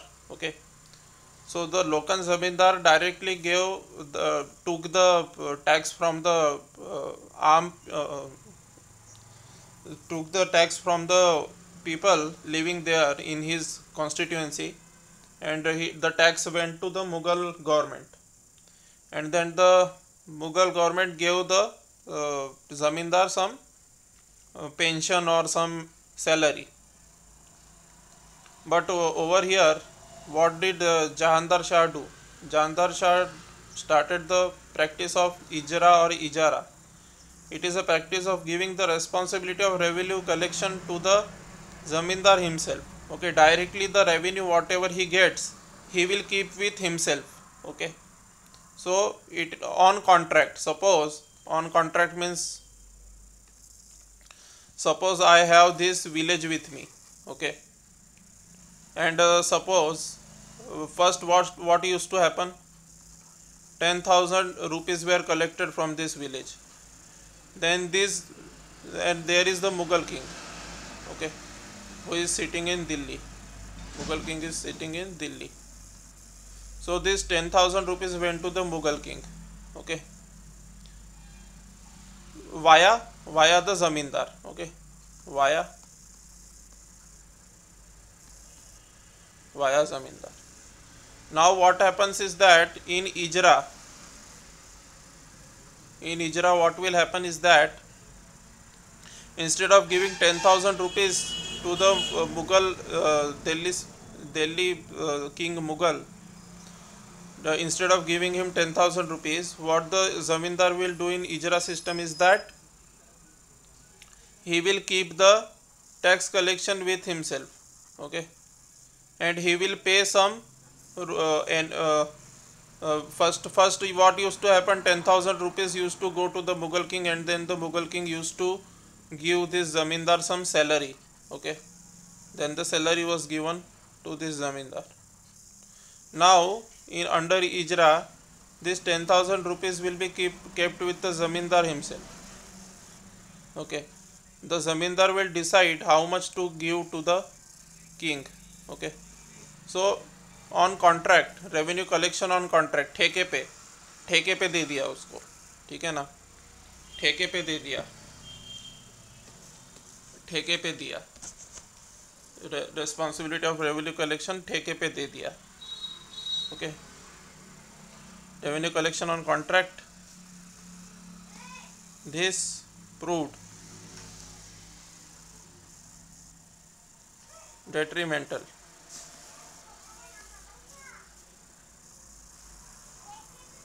for the Mughal Empire.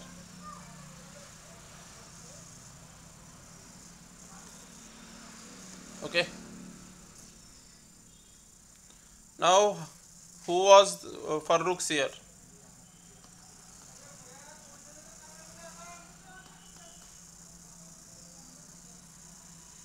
Who was Farrukh Seer?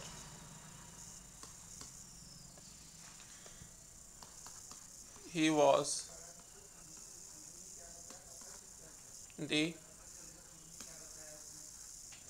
the nephew of Jahandar Shah. Okay,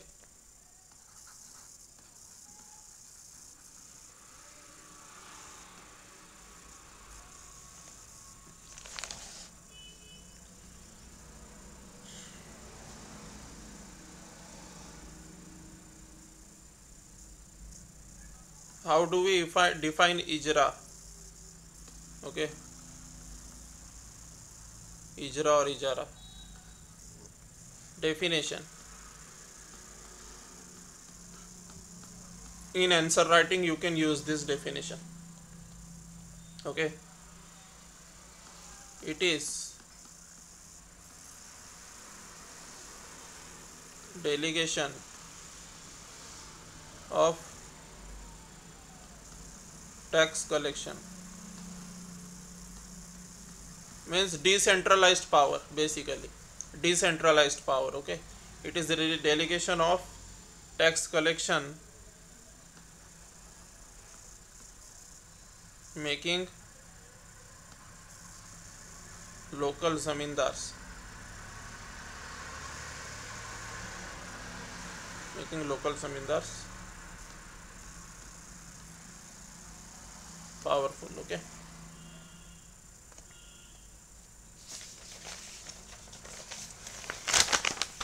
then comes Farrukh Seer, making local zamindars powerful. Then the third number is of Farrukh Seer. Third later Mughal king who is Farrukh Seer, 1713 to 1719. Okay, this you already know, I already told to you. Okay, he became, Farrukh Seer became emperor with the help of king. Farrukh Seer became emperor with the help of kingmakers. Who were the kingmakers? Sayyid brothers. So Farrukh Seer became emperor with the help of kingmakers, Sayyid brothers. Okay, and Sayyid brothers were from the Hindustani faction of nobility. Okay, Sayyid brothers were from the Hindustani faction of nobility. Under the influence, Farrukh Seer was under the influence of Sayyid brothers.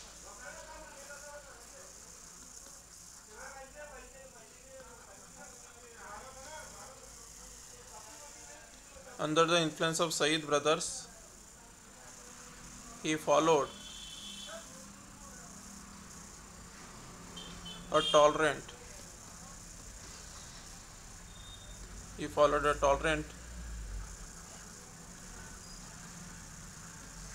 religious policy and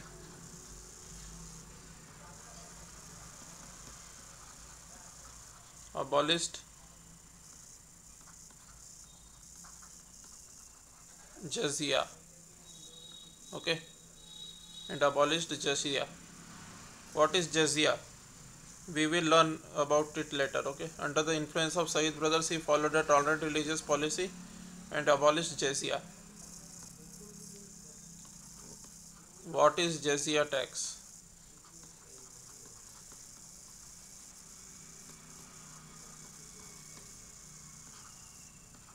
We will learn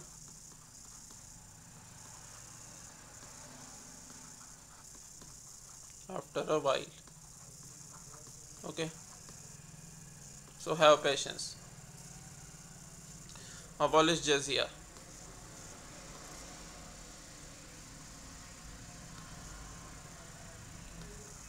He crushed. He means Farrukh Seer. Okay, Farrukh Seer was able to crush the rebellion of Banda Bahadur,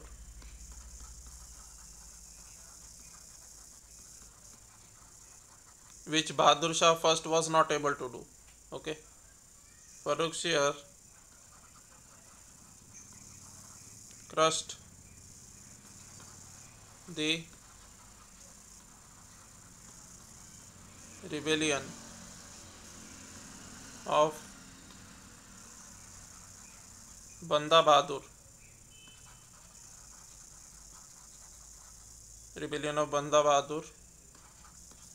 and got him executed. So Farrukhsiyar crushed the rebellion of Banda Bahadur. Who was Banda Bahadur? The chief of Sikhs. Okay, just now told to you. Who was Banda Bahadur? A, a chief of Sikh army. Okay, army type.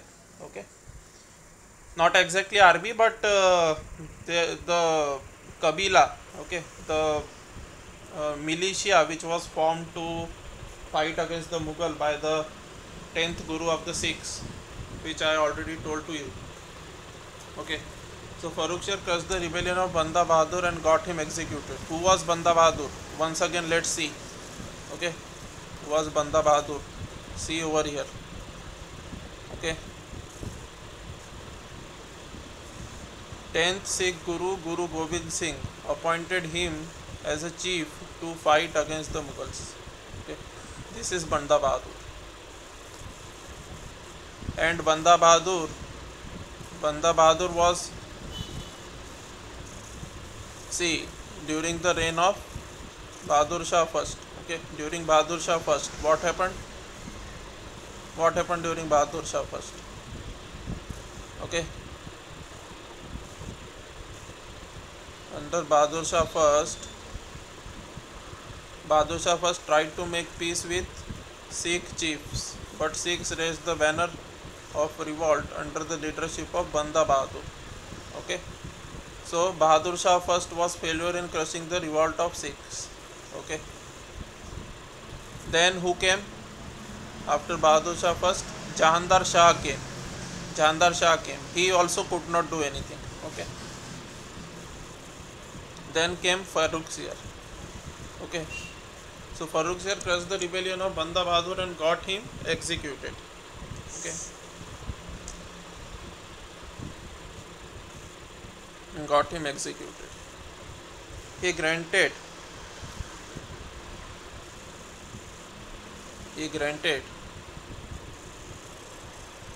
means Farrukhsiyar granted a royal farman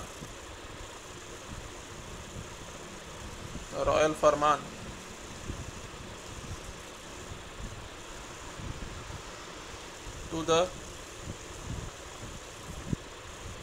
okay, about this we are going to learn in detail in the upcoming classes. Okay, what was this royal farman exactly? All those things we are going to learn in the upcoming classes. So he granted a royal farman to the British East India Company.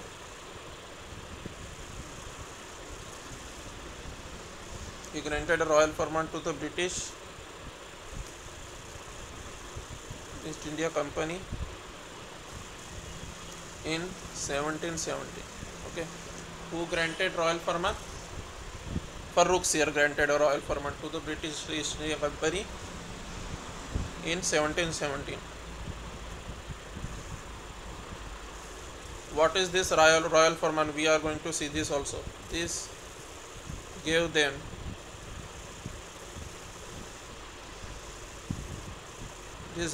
means this gave the Britishers. Okay, this gave the Britishers various trade privileges. This gave the Britishers various trade privileges. It proved to be detrimental.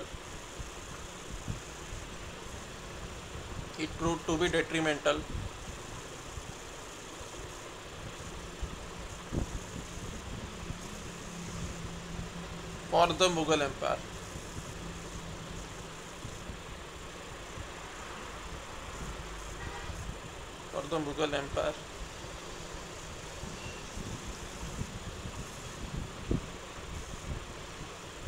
In the long run.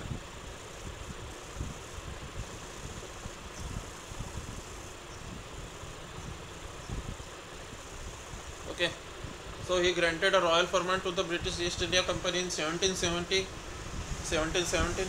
This gave them various trade privileges. Okay, it proved to be detrimental for the Mughal Empire in the long run. Okay,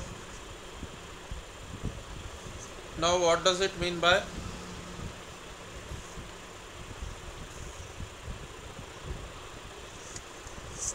what does it mean by jizya tax? We will learn that now. Okay, what is jizya tax? We will learn that now. So jizya tax, it was a kind of poll tax. Okay, what does it mean by poll tax? Search the net and understand. Okay, there is no Hindi analog for poll tax. Search the term on net. Search the term on internet. Okay, search the term on internet. So poll tax means a tax which applies to all okay, poll tax just means that a tax which applies to all adults, satisfying a certain criteria. Okay, so poll tax was a tax which applied to all adults satisfying a certain criteria. This was a tax which was, okay, jizya was largely collected from non-Muslims. The jizya was largely collected from non-Muslims. Okay, jizya tax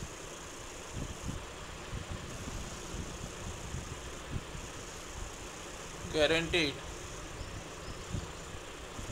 non-Muslims. The jizya tax guaranteed non-Muslims safety in exchange of money. Means तुम मुस्लिम नहीं हो ना, तो तुम पैसे दे दो ताकि हम तुमको रक्षा दे सके, हम तुम्हारा कुछ बिगाड़े नहीं, इसलिए तुम हमको कुछ पैसे दे दो क्योंकि तुम मुस्लिम नहीं हो, ठीक है ना. This was the idea behind jizya tax.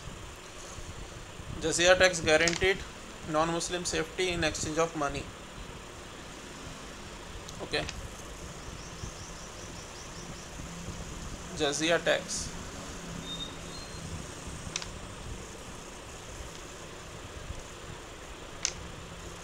was a jizya tax was a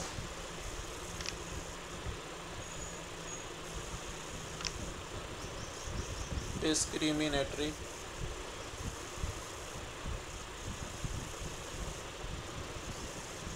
jizya tax was a discriminatory tax.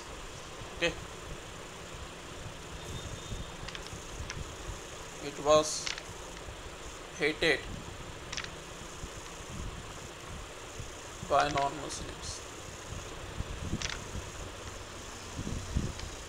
It was a hated tax. Okay,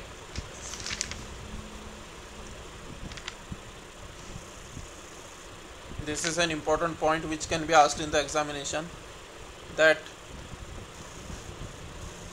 women, beggars, okay, भिखारी औरतें, women, beggars, people not having any means of livelihood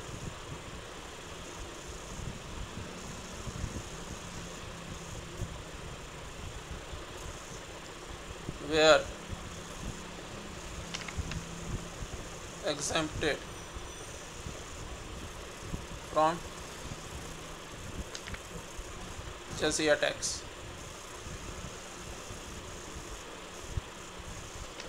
Okay, so women, beggar, people not having any means of livelihood were exempted from jizya tax. People not having any means of livelihood means बेरोजगार लोग जिनके पास कोई पैसा कमाने का जरिया नहीं है. Okay, and women and beggars also. Beggars because they are beggars, भिखारी है इसलिए, and women because women did not work in the medieval period. Okay, because women were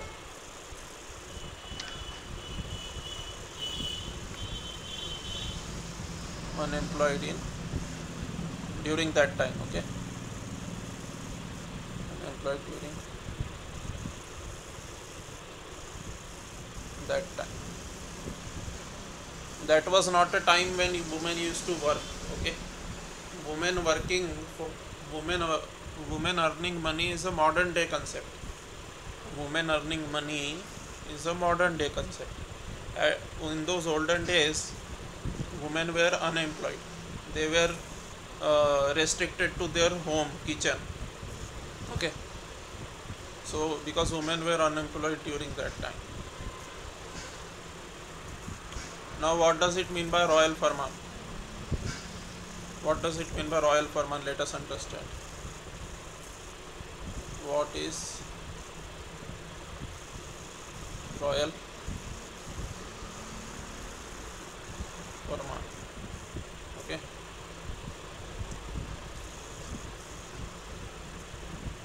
no duty on internal trade. Internal trade means trade within the Mughal Empire. Okay, no duty on internal trade. Internal trade means trade within the Mughal Empire. No duty on internal trade, that is trade within the Mughal Empire, by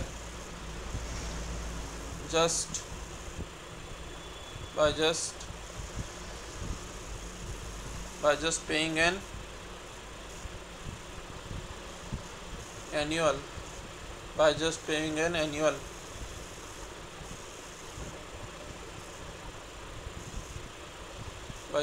an annual lump sum amount of money. Okay, annual, by just paying an hefty sum of money, a huge sum of money, by just paying an annual lump sum amount of money. Okay, if there was duty on internal trade, okay, if there was duty on internal trade, suppose, then what would have happened?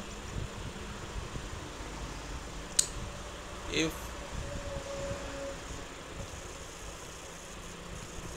there would have been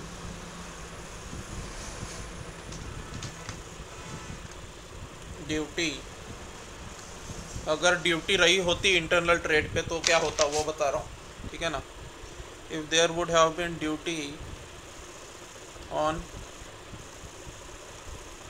internal trade,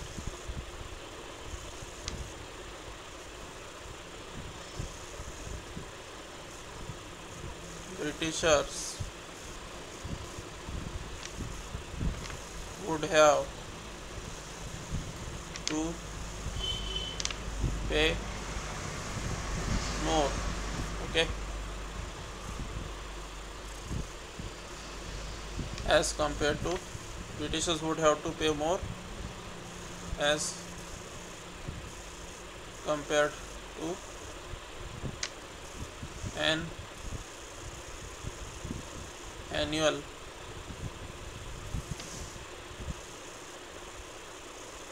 lump sum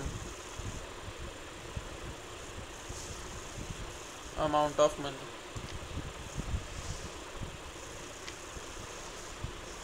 as compared to an annual lump sum amount of money. Okay.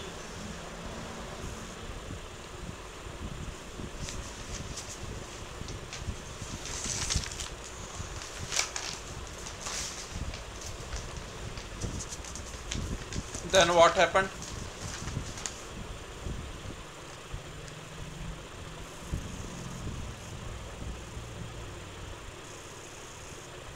When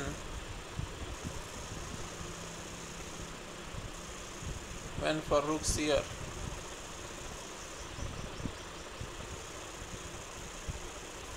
tried to free himself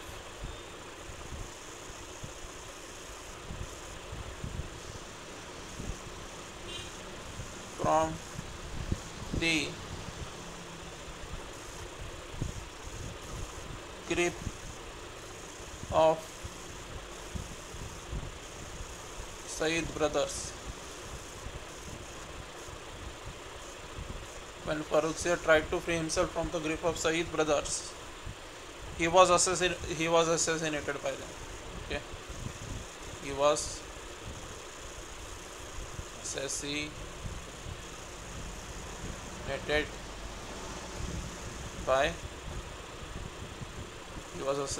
by them. After his death,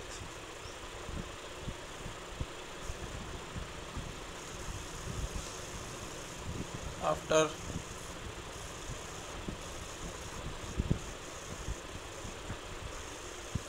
Farooq Seer's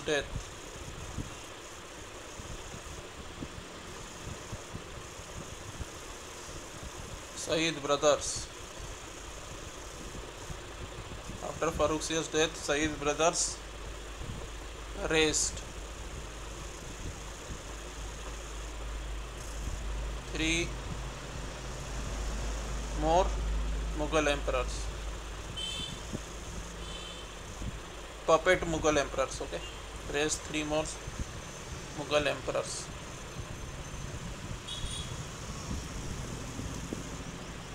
Okay, so those 3 Mughal emperors were those 3 Mughal emperors.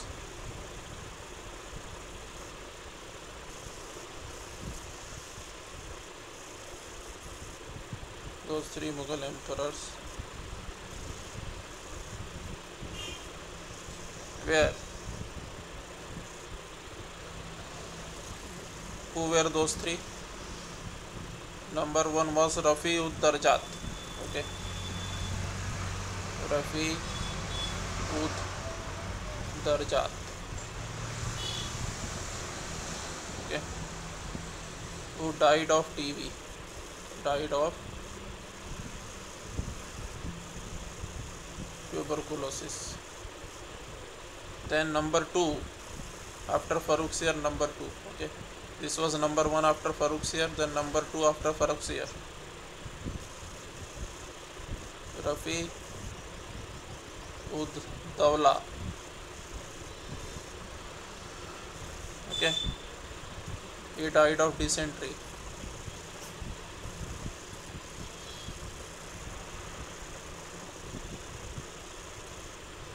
Then Muhammad Shah. Third was Muhammad Shah.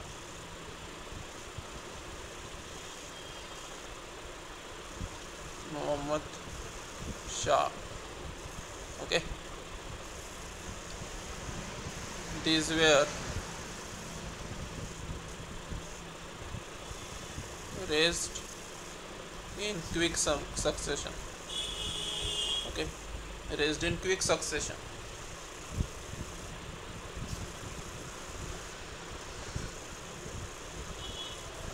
Within months. Okay, these were raised in quick succession within months. Not even a single year. Okay, not even a single year. These were raised in quick succession.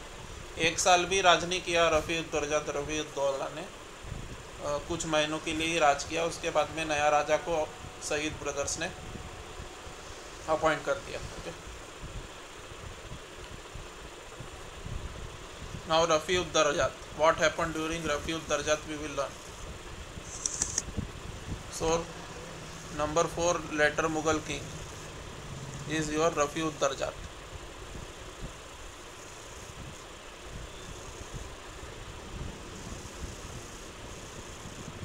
Rafiud Darjat,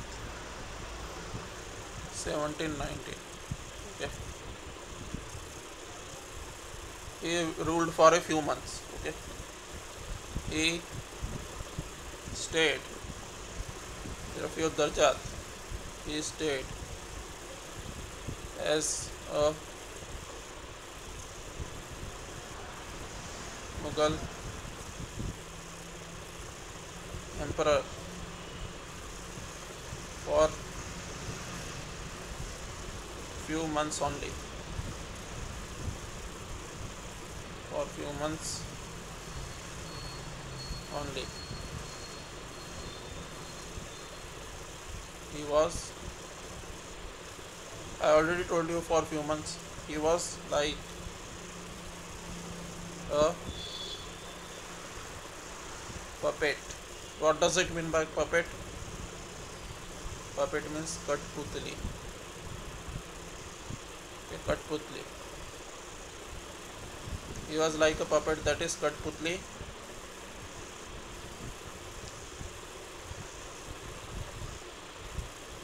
Of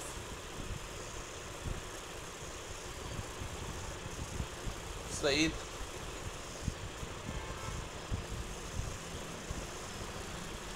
He was like a puppet, that is Katputli of Said brothers.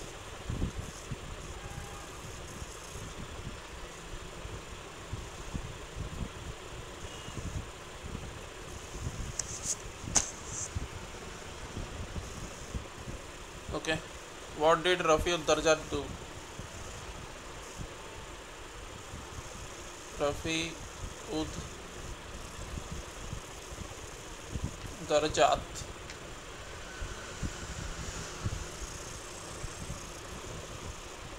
approved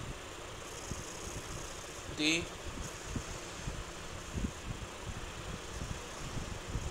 Mughal Maratha Treaty in 1719. Rafiud Darjat approved the Mughal Maratha Treaty in 1719, which Farrukh Sir had refused the approved the Mughal Maratha Treaty in 1719, which Farrukh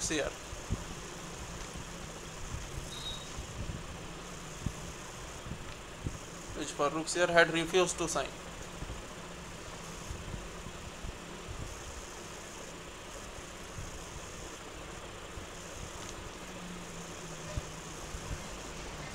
The terms of this treaty were greatly in favor of Marathas.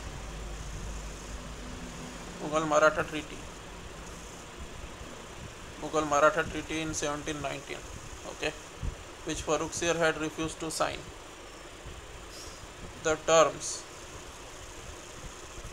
of this treaty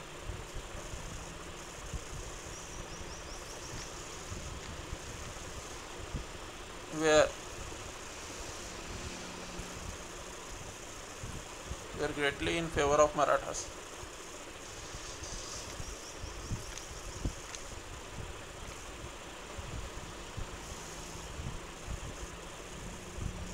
Okay,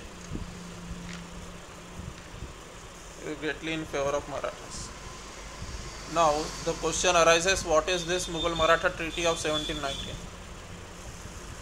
What is Mughal Maratha Treaty of 1719?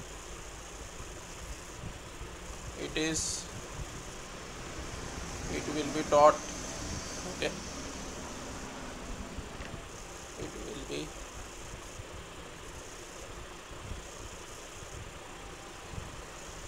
will be taught in upcoming classes. So Mughal Maratha Treaty of 1719 will be taught in upcoming classes. So Rafiud Darjat approved the Mughal Maratha Treaty of 1719, which Farrukh Sir had refused to sign. The terms of this treaty were greatly in favor of Marathas.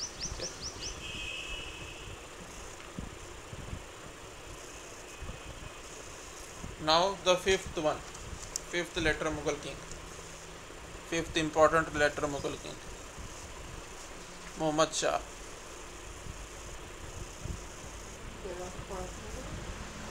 Muhammad Shah.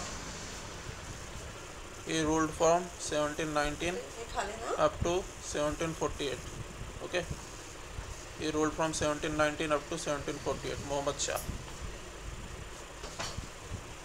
Okay. So Roshan Akhtar was the fourth Mughal prince.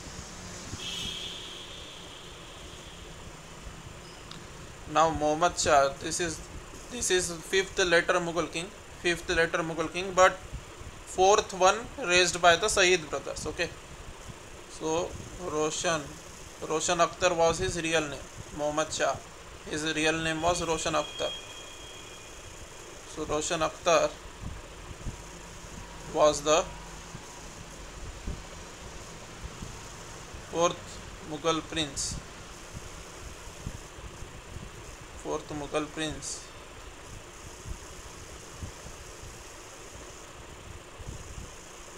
who was raised as Mughal emperor. Roshan Akhtar was the fourth Mughal prince who was raised as Mughal emperor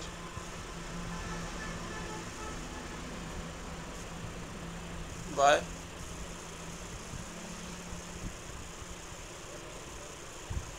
Saeed brothers. Why was he fourth, not fifth? Because the very first. Okay. Let us go to the first later Mughal king. Who was the first later Mughal king? Let's see. Bahadur Shah first. Okay. This Bahadur Shah first was not raised with the help of, write one note over here. Okay. Write one note over here. Bahadur Shah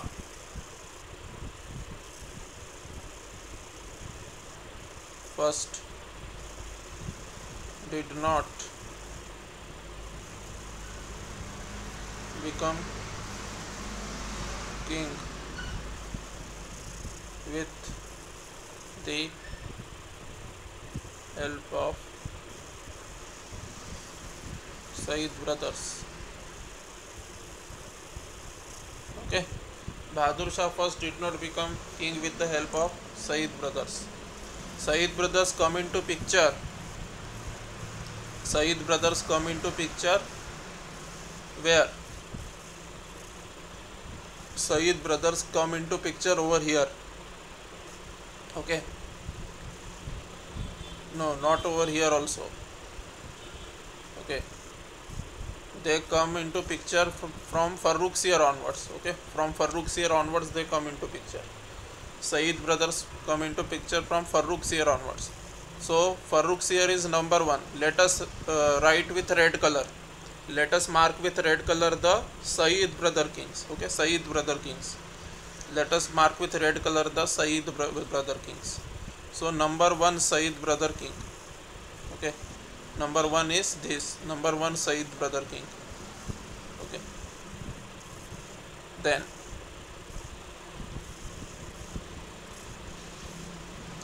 number two Saeed brother king. Okay. This is number two Saeed brother king. Number two. Then this is number three Saeed brother king. Okay. So number three. Then this is number four Saeed brother king. So this is number four. So that's why it has been written there 4. Okay. That's why it is written that Roshan Akhtar was the fourth Mughal prince who was raised as Mughal emperor by Saeed brothers. Okay. That's why it is written like that. After coronation,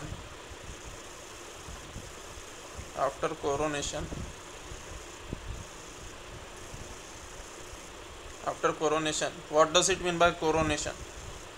Coronation means Rajyabhishek. Okay. Rajyabhishek. Rajyabhishek is coronation. Okay.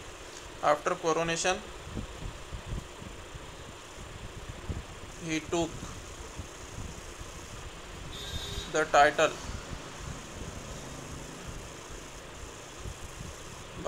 Muhammad Shah. Okay. Muhammad Shah. After coronation, he took the title of Muhammad Shah. His real name was Roshan Akhtar.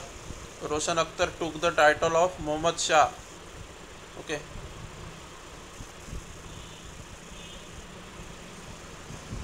Roshan Akhtar took the title of Muhammad Shah after coronation. Okay. He took the title of Muhammad Shah.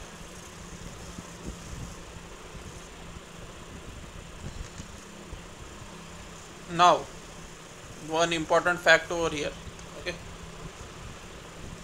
With the help of powerful Turani noble. Okay. With the help of a powerful Turani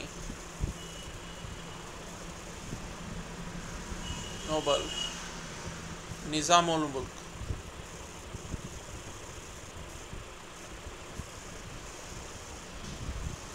oh, okay. With the help of a powerful Turani noble, Nizamul Mulk, okay.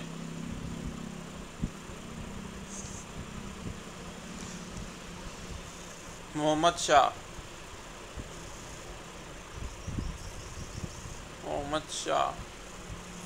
managed to get rid.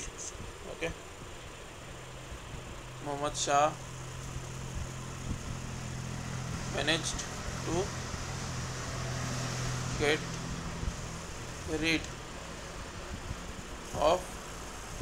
to get rid of Saeed brothers.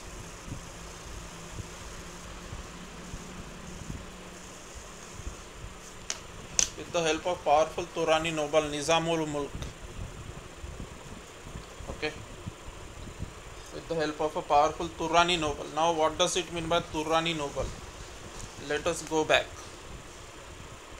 Let us go back towards our nobles.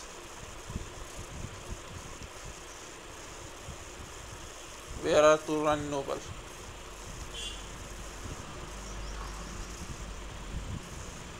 Where are Turani noble?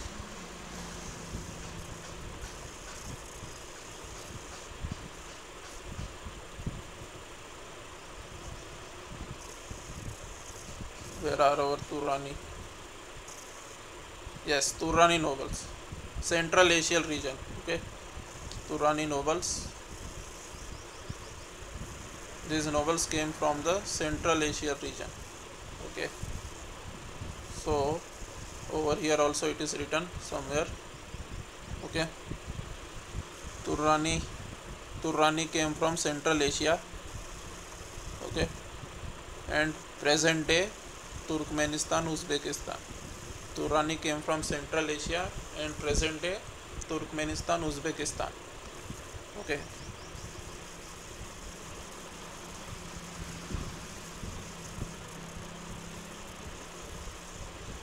So with the help of powerful Turani noble means came from Central Asia, Turkmenistan, or Uzbekistan. Okay. They had their origin over there. Okay. Uzbekistan, Turkmenistan, Central Asia. They had their origin over there. With the help of powerful Turani noble Nizamul Mulk. Okay. Muhammad Shah managed to get rid of Saeed brothers. Muhammad Shah managed to get rid of Saeed brothers.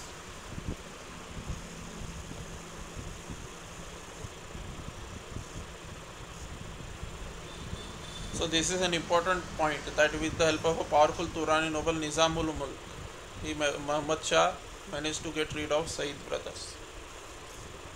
He was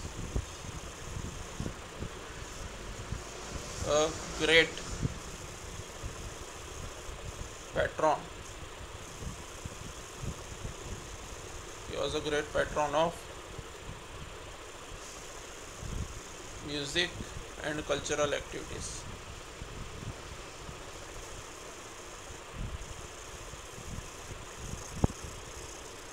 was a great patron of music and cultural activities. His pen name.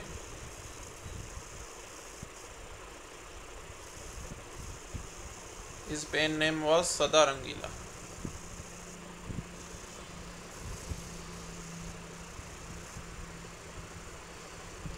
Okay.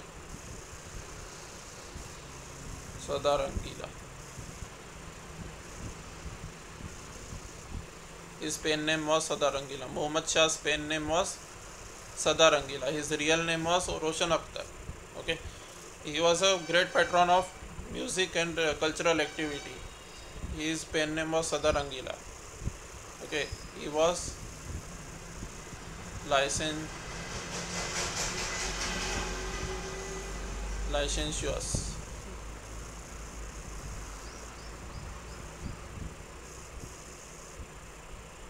Licentious. Okay, means Ayash. Ayash means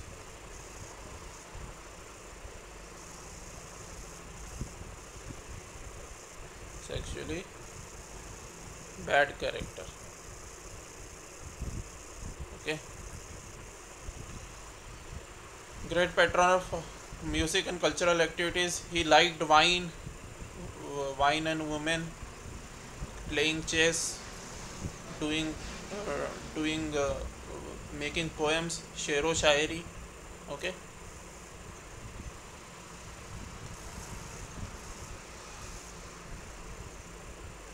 His pen name was Sada Rangila.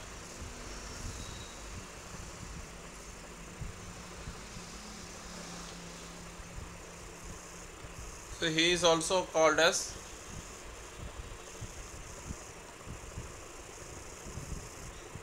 Roshan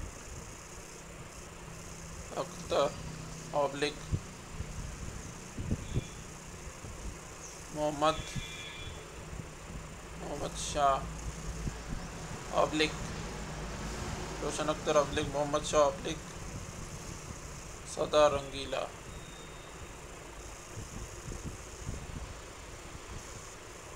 (1719 to 1748) is also called as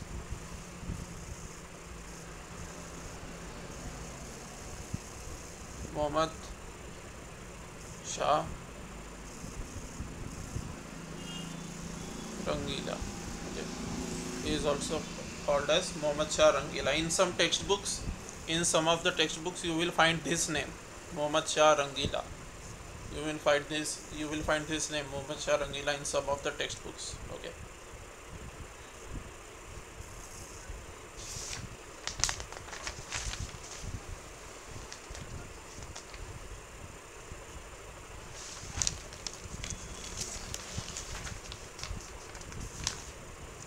Why was he called Rangila? Let's see. Okay. Interested in wine, women, luxury. Okay, wine, women, luxury. That's why Rangila.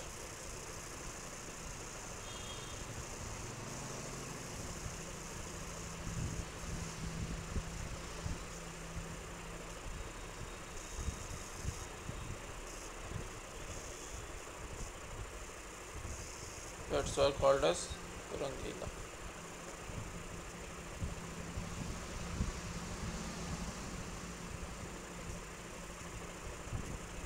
Nizamul Mulk. Now, who is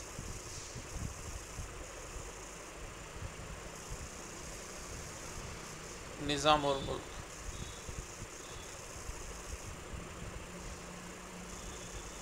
Who is Nizamul Mulk?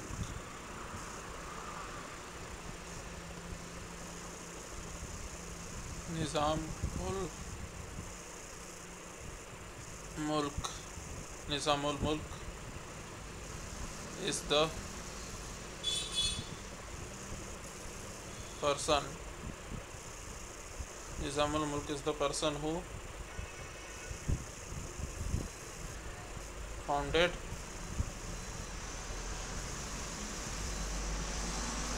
Hyderabad, princely state of Hyderabad. Okay, Nizamul Mulk is the person who founded the princely state of Hyderabad.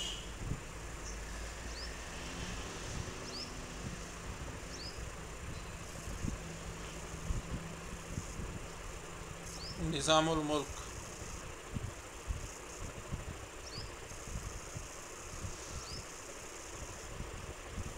played an important role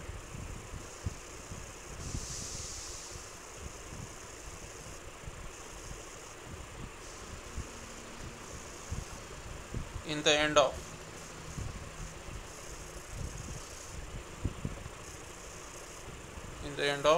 Said brothers.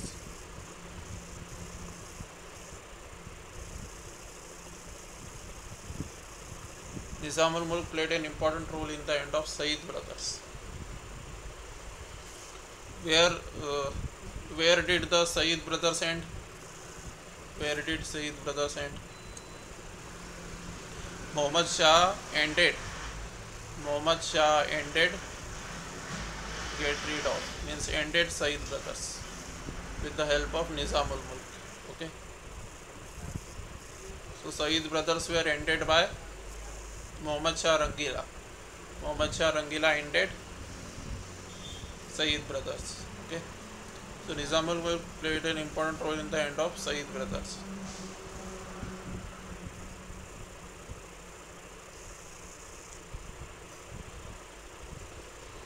Now let us see this. Did you observe this? Did you observe this or not? 1719 to 1748. Muhammad Shah Rangila ruled for a long time. Okay, Muhammad Shah Rangila ruled for a long time. 1719 to 1748. So let's write over here. Muhammad Shah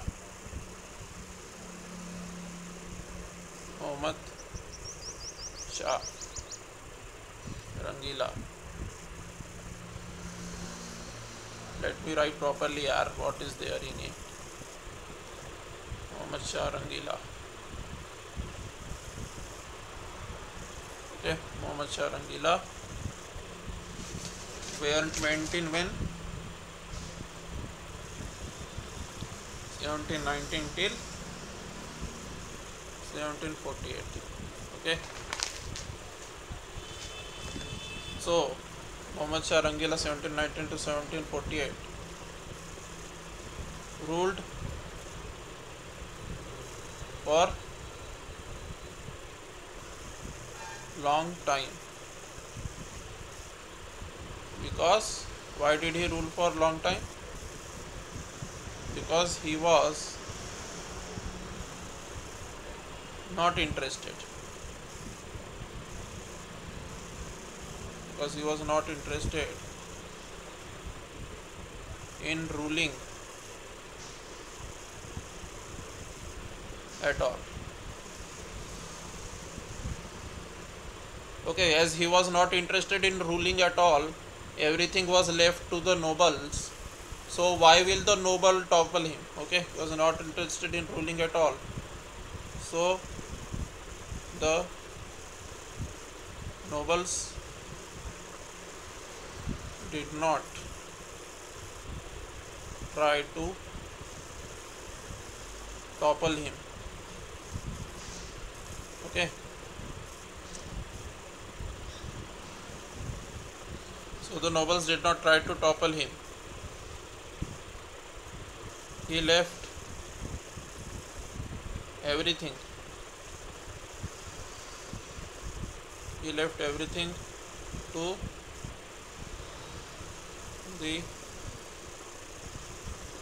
nobles and bureaucracy.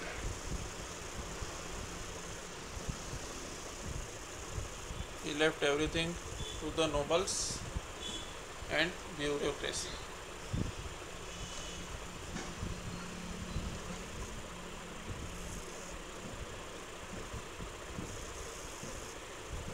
because of his complete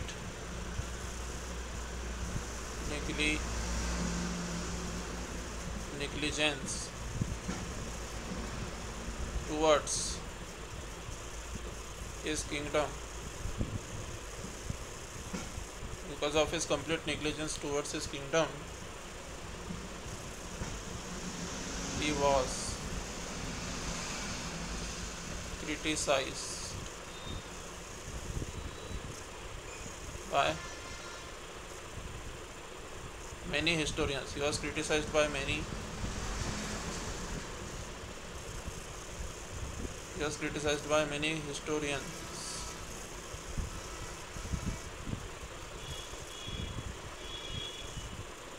He was criticized by many historians contemporary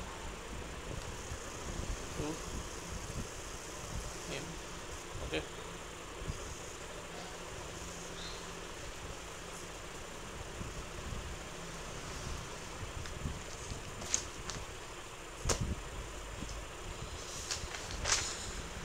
Then many important things happened during his reign also. Okay. Many important things happened during his reign also. We will learn about those also. Okay.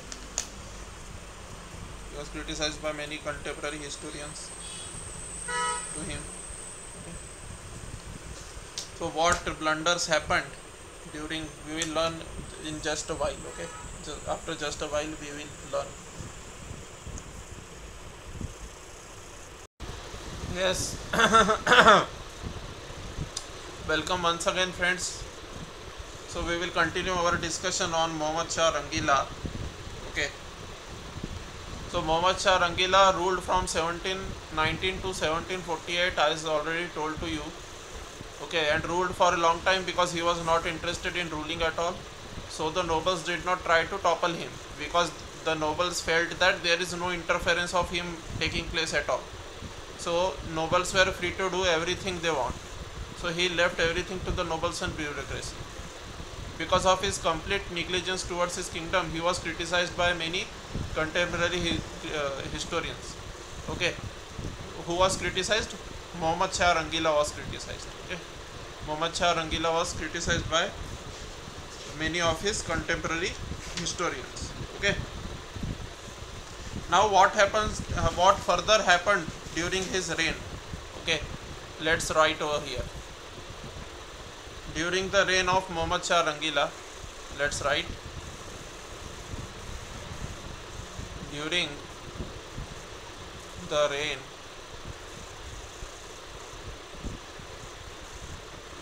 what does it mean by reign? Reign just means that during his rule. Okay, during the reign of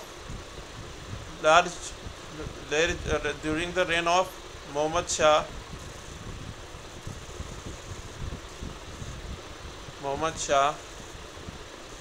Rangila. Other name is Roshan Akhtar.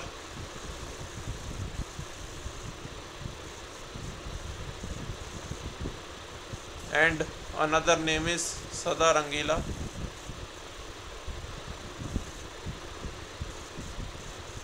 Or one more name, that is Muhammad Shah. Simply Muhammad Shah. Okay. So during the reign of Muhammad Shah Rangila, a large portion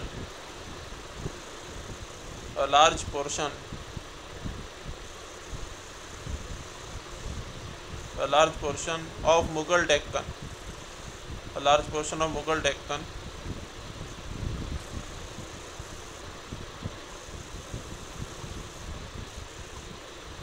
slipped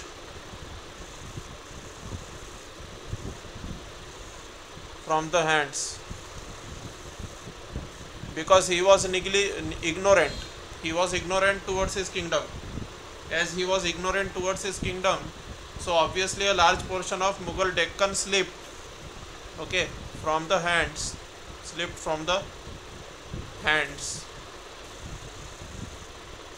of Mughals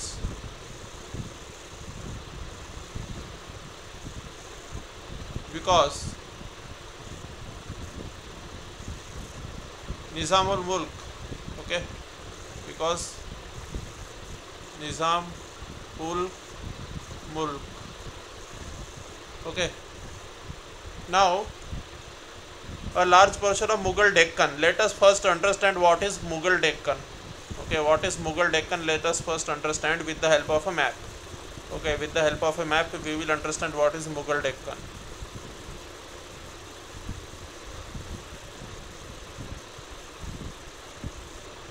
See over here. This is the area, this red one. Okay, this red one, Nizam written over here. Okay, this is the Deccan area, this particular area. Okay, means some part of present day Maharashtra, some part of present day Telangana. Okay, some parts of present day Karnataka. Okay, and some parts of MP also. Okay, so this much area. Okay, this much area. This is Mughal Deccan. Okay, this area is this area in itself is called as Deccan. You must remember this thing. Okay.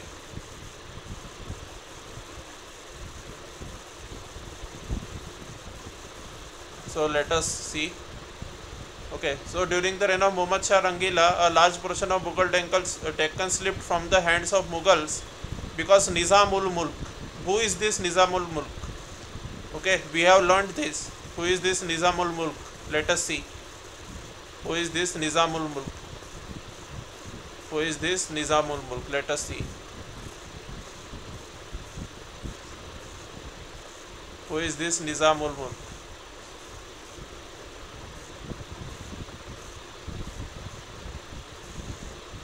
Where is Nizamul Mulk?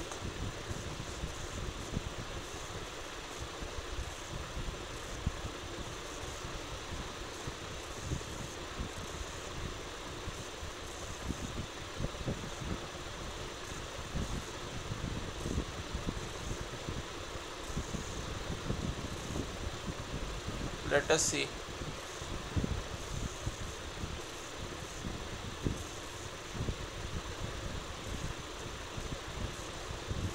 Where is Nizamul Mulk? I don't know. I am not getting it actually over here. Okay. Let us see where is Nizamul Mulk.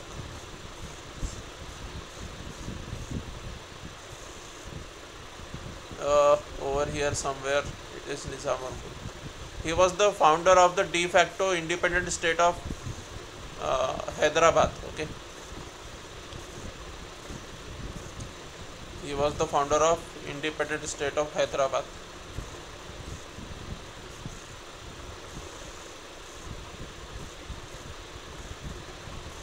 Let us see over here.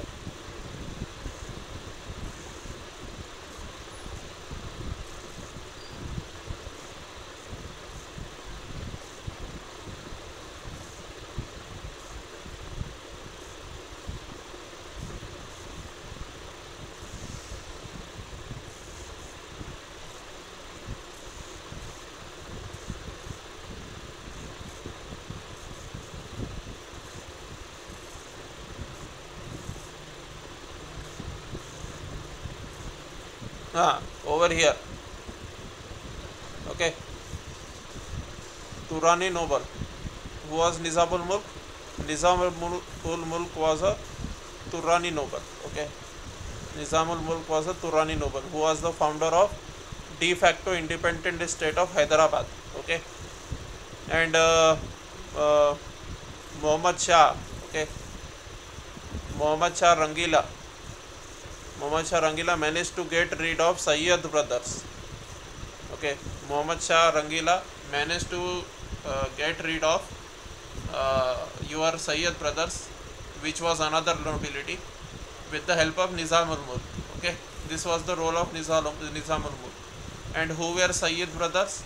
Sayyid brothers were Hindustani. Okay, see over here.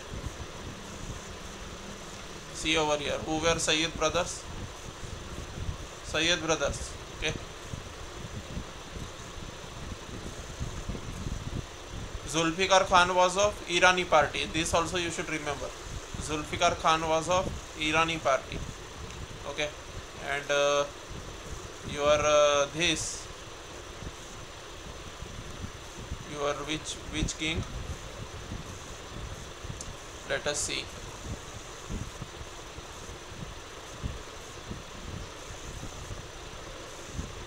So whatever these were Hindustani.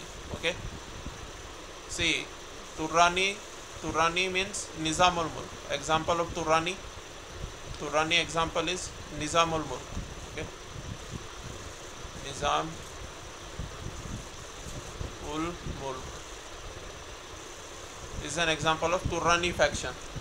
Okay, then Irani faction. Who is from Irani faction? From Irani faction we have someone called as Zulfikar Khan. Okay, from Irani faction we have Zulfikar Khan. Then Hindustanis. In the Hindustanis we have someone called as your Sayyid brothers.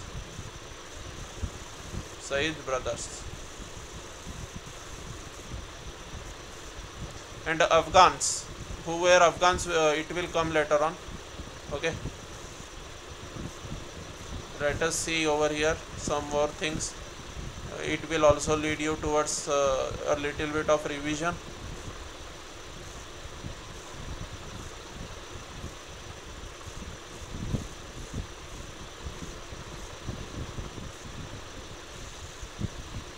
Irani party, Zulfikar Khan. Sayyid brothers wanted Farrukh Sir to become. Who are Sayyid brothers? It is written over here. Okay, who are Sayyid brothers? Sayyid brothers were Abdullah Khan and Hussain Ali. Okay, and they were from the Hindustani party. Abdullah Khan and Hussain Ali were called as Sayyid brothers. Okay, so let's go towards our slide. So during the reign of Muhammad Shah Rangila or Roshan Akhtar or Sadar Rangila or Muhammad Shah, a large portion of Mughal Deccan slipped from the hands of Mughals because Nizamul Mulk. Okay, because Nizamul Mulk. Okay, or he was also called as Mir Kamaruddin Khan. Okay, Nizamul Mulk, Mir Kamaruddin Khan. Mir Kamaruddin Khan. Okay, so during the reign of Muhammad Shah Rangila, a large portion of Mughal Deccan slipped from the hands of Mughals because Nizamul Mulk or Mir Kamaruddin Khan created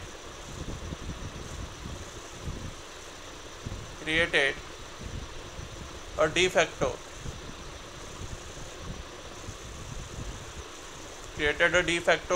in de jure sense. What was there in de jure sense?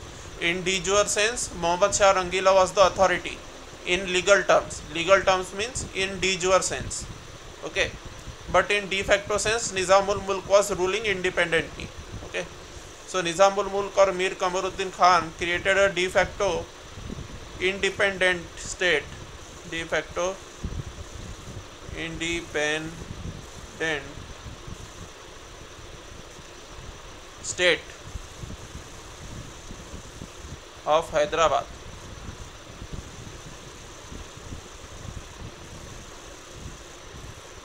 In 1724.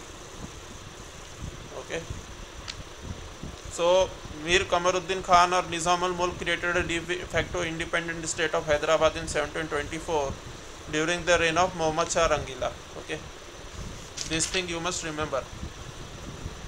Similarly, what happened? Some more things also happened during his reign. During the reign of Muhammad Shah Rangila, some more things also happened. Okay. Similarly, the ambitious noble. Similarly, the ambitious noble Saadat Ali. Similarly, the ambitious noble Saadat Ali Khan Similarly, the ambitious noble Sadat Ali Khan also started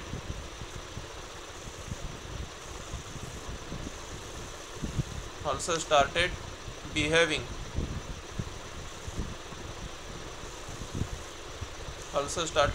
as de facto independent ruler of Awadh. Okay, behaving as de facto independent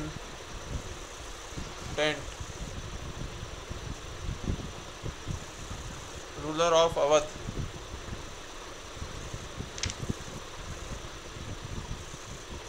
after his appointment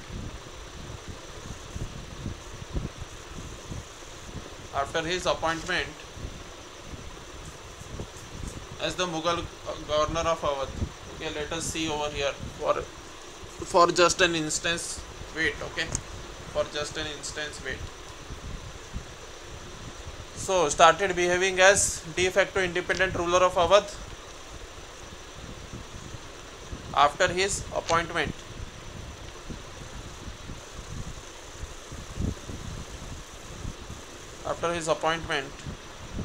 as the Mughal governor.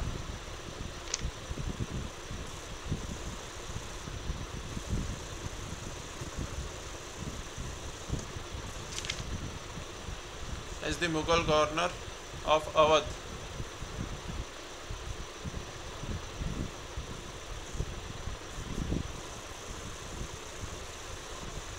in 1722. Okay, so ambitious noble Sadat Ali Khan also started behaving as de facto independent ruler of Awadh after his appointment as the Mughal governor of Awadh in 1722. Okay, so write one note over here. Nizamul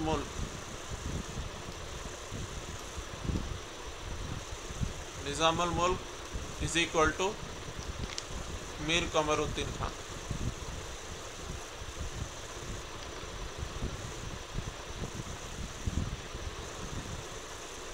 Your Nizamul Mulk and Mir Kamaruddin Khan are same. Okay, and one more note over here.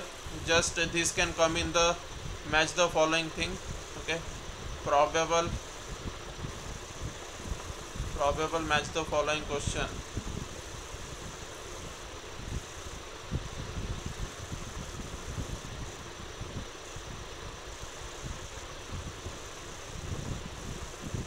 Okay, question might be made from here that Nizam ul Mulk or Mir Kamaruddin Khan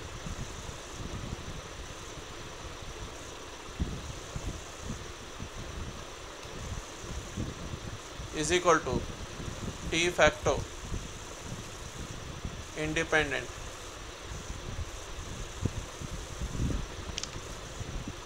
state of Hyderabad, whereas your Sadat Ali Khan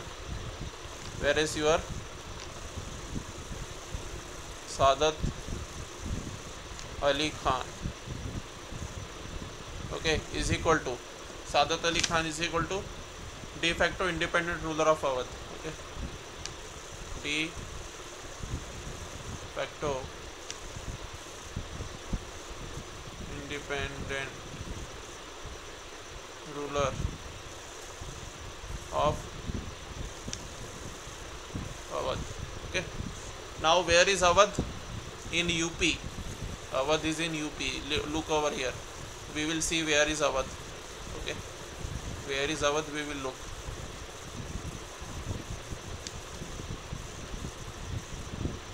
See, this is Awadh. This green one. Okay, this green one is Awadh. This green one is Awadh, and this is India in the 1750s. Okay.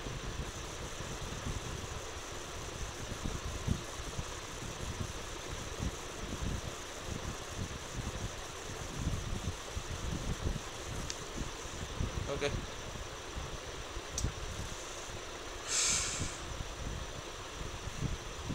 this happened in 1724.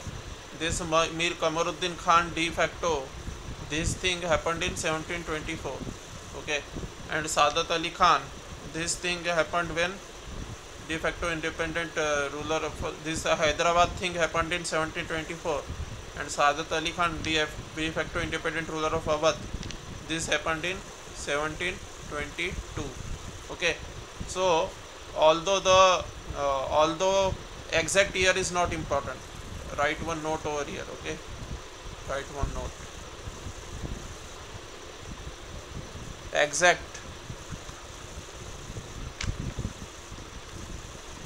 Exact year of some incidents is not at all important for UPSC exam. Okay, exact year of some incidents is not at all important for UPSC exam. Only thing which is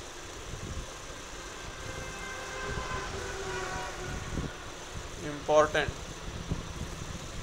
is chronology of the events. Okay, only thing which is important is chronology of the events. Okay, because in UPSC only chronology of events is asked, exact year is never asked. Okay, because you are not giving police constable exam. What happens in police constable exam? In Delhi police constable exam, exact year of some incidents is asked. So suppose they will ask in which year did the, okay, see over here, police constable exam question. Okay, I am telling you how does a police constable exam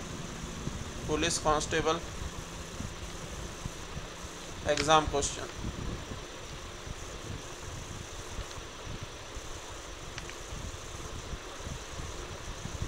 Look at the difference between UPSC and police constable exam. Okay, so police constable exam will ask question, in which year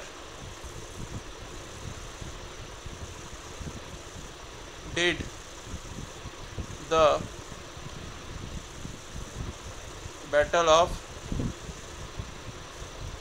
Plassey took place.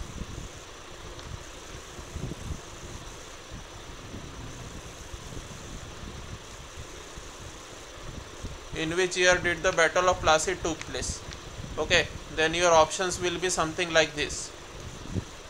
Okay, your options will be something like this. Option number A, 1754. Okay, option number B, 1758. Option number C, 1802. Option number D, none of these. Okay, so this is a police constable exam question. So or it is also, you can say, state PCS. Okay, state PCS also will ask us such questions, but UPSC is officer type questions. They will ask officer type questions. So which type of questions will the UPSC ask? Arrange the following events.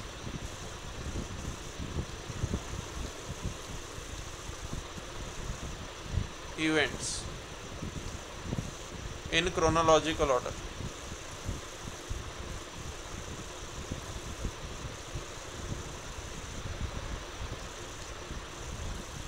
Okay, so they will ask like this.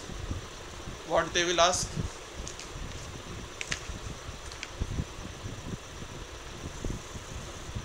Bahadur Shah first.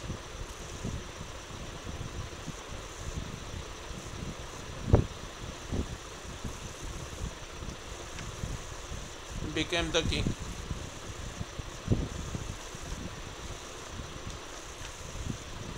Okay. Number 2, Battle of Placid took place.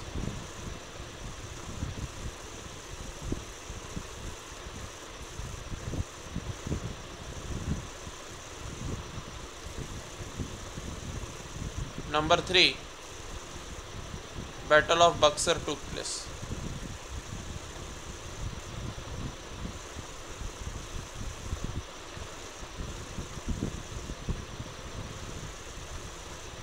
Then there will be options. What will be the options given to you?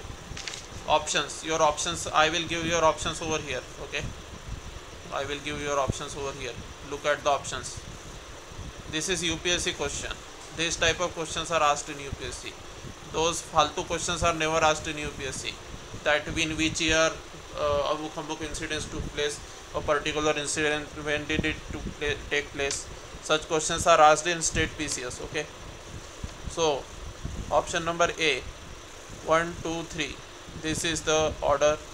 Then option number B, 3, 2, 1 is the order. Option number C, okay, 1, 3, 2 is the order. Option number D, 2, 1, 3 is the order. And option number E. Although E options are not there, but I am giving a hypothetical situation. None of these. So you have to choose among these. Okay. So such questions are asked in UPSC. Okay. But such questions, in which year did the Battle of Placid took place? Okay. Such questions are never asked in UPSC. Okay. Such questions are asked in police constable exam. Why? Why low level questions are asked in police constable exam? Low level questions are asked in police constable exam because police constable has to follow the orders. Okay. Police constable has to follow the orders. Police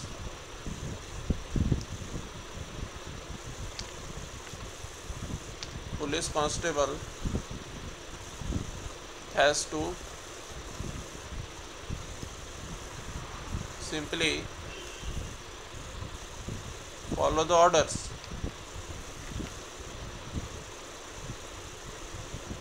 Of the IPS. Okay, that's why his exam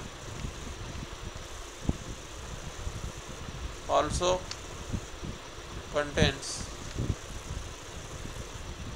low level question.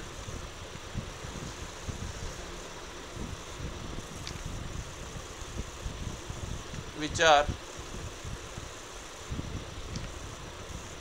based on cramming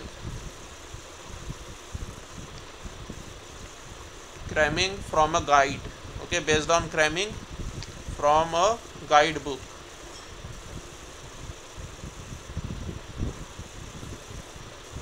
But the IPS is real leader. He is decision maker.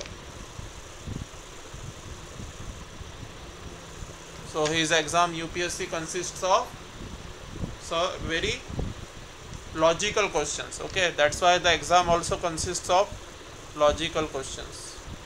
This is the difference.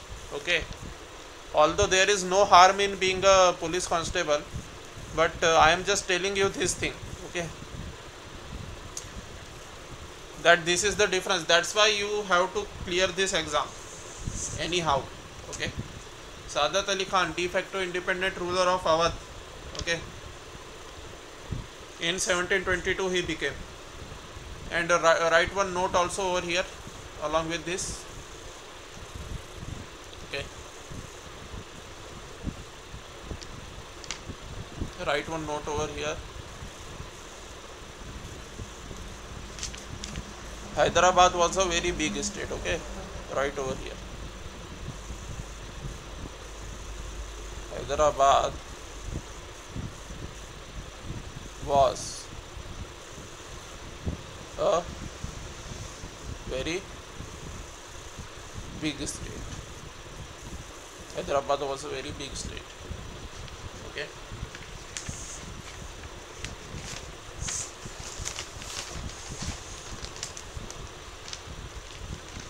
Now some more blunders happened during the reign of Muhammad Shah Rangila. During the reign of Muhammad Shah Rangila, many blunders happened. Okay, a lot of blunders happened. So, fifth later important later Mughal king was Muhammad Shah Rangila. Okay, Muhammad Shah Rangila. Now we will write. Okay.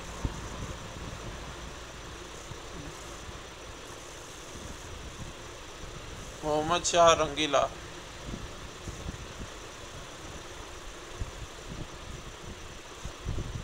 was defeated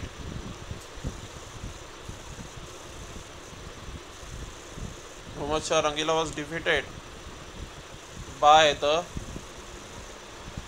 Persian ruler.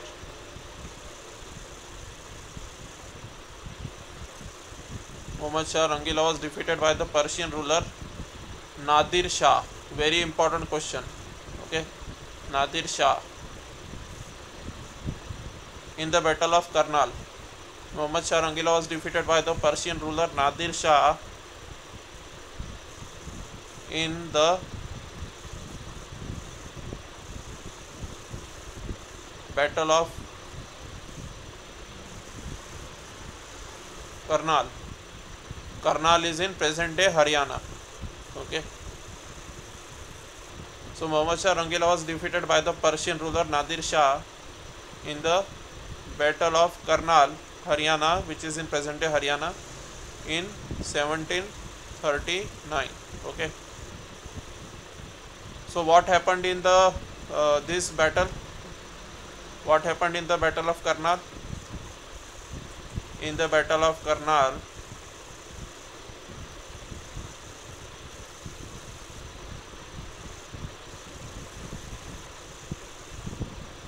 the Mughals lost. The Mughals lost all the land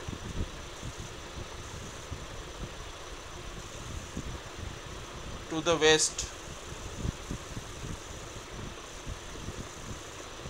of Indus River.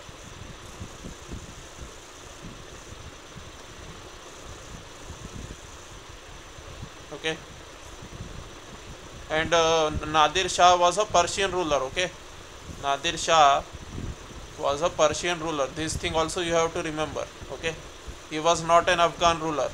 Okay, he was a Persian ruler. Please remember this thing, that Nadir Shah was a Persian ruler. Persia means today's Iran part. Okay. In the Battle of Karnal, the Mughals lost all the land to the west of Indus River.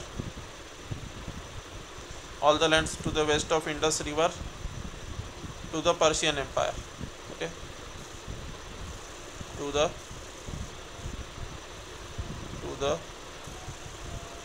Persian Empire. Now where exactly is the Indus River? Okay. So let us make one map over here. We will understand where is your Indus River basically. Okay.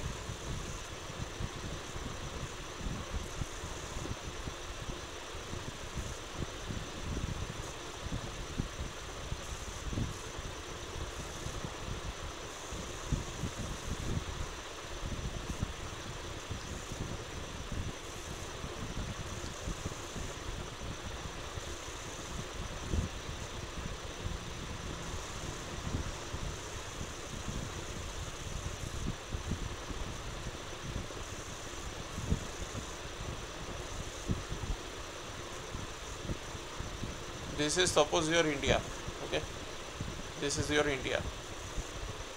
Then where exactly is the Indus River? So the Indus River is somewhere like this. Indus River. Where is the Indus River? Here is the Indus River. Okay. This is your Indus River. Okay, Indus River. And what is your west direction? What is your west direction? See over here. North, south, east, and this is your west. Okay, so this is your west direction. And what has been written over there? In the Battle of Karnal, the Mughals lost all the land to the west of Indus River. Okay, to the west means this direction. To the west of Indus River, all the land lost. Okay, so this particular land in the present day Pakistan, in the present day Pakistan, this particular land lost by Mughals. Okay, lost by Mughals. Okay, and where is Delhi? Your Delhi is over here. Your Delhi is over here. Okay, so this is the thing.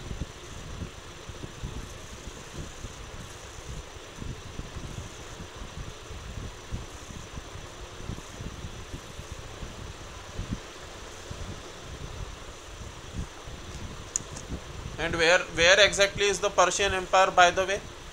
Over here somewhere there is Pakistan. Okay, see over here, see over here properly. Okay, the Pakistan country is something like this over here. Okay, present day Pakistan. At that time it was India only. Okay, so this particular area, and over here there is Iran. Okay, over here this was your Persia. This particular area was your Persia. This white area, this was your Persia. Okay, so this land was lost by the Mughals. This much land. Okay, this much land was lost by the Mughals. In which battle? In the Battle of Karnal. Karnal is in present day Haryana. Okay, and where is Haryana in the present times? Somewhere here, somewhere around here is Haryana. So somewhere around here the battle took place. Okay, so in the year 1739, in the Battle of Karnal, Mughals lost all the land to the west of Indus River to the Persian Empire. Okay, now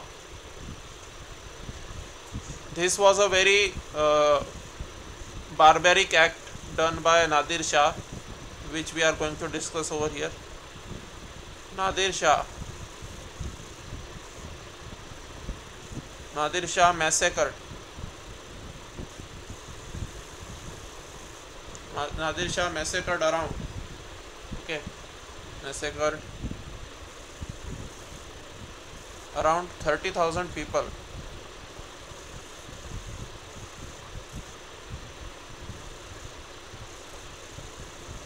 Okay, in Delhi. He massacred around 30,000 people in Delhi and took away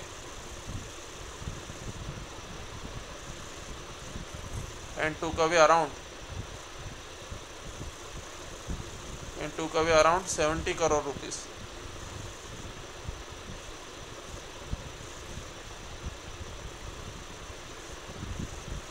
Exact amount is not important, but a huge number of people were massacred and 70 crore rupees were taken away. That is $120 billion of today. Okay, 70 crore rupees at that time means $120 billion of today. This much wealth he took away, Nadir Shah took away. Okay, now this is very important. This loot of Nadir Shah,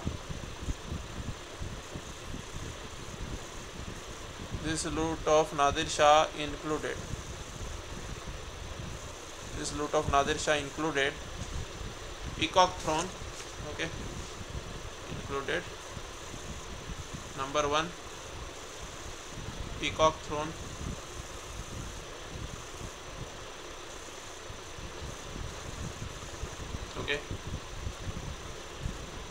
Number 2, Kohinoor. Kohinoor, mountain of light. Kohinoor is mountain of light. Mountain of light. Kohinoor is mountain of light.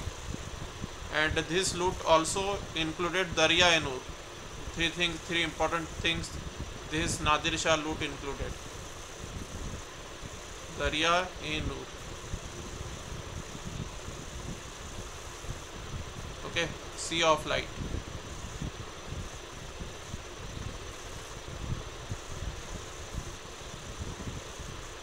Okay, these are what are Kohinoor and Darya-e-Noor?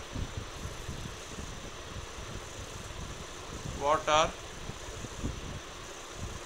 Kohinoor and Darya-e-Noor? What are Kohinoor and Darya-e-Noor? They are diamonds. Okay. Expensive diamonds.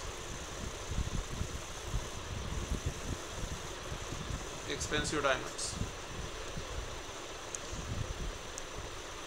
Nadir Shah, okay, Nadir Shah is equal to ruler of Persia.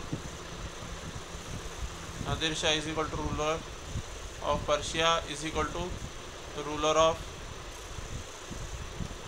Iran. Ruler of Iran is equal to Napoleon of Iran. This is very important. Napoleon of, okay, Nadir Shah is the Napoleon of Iran. This thing you have to remember.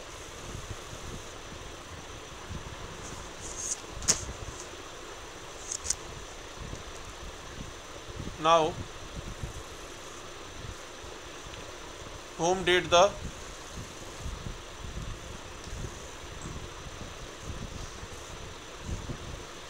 peacock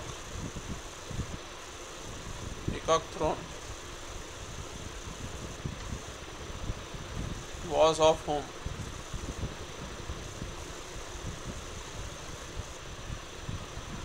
Peacock throne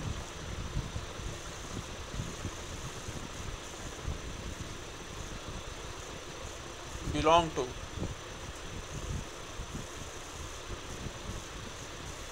peacock throne belong to Shah Jahan.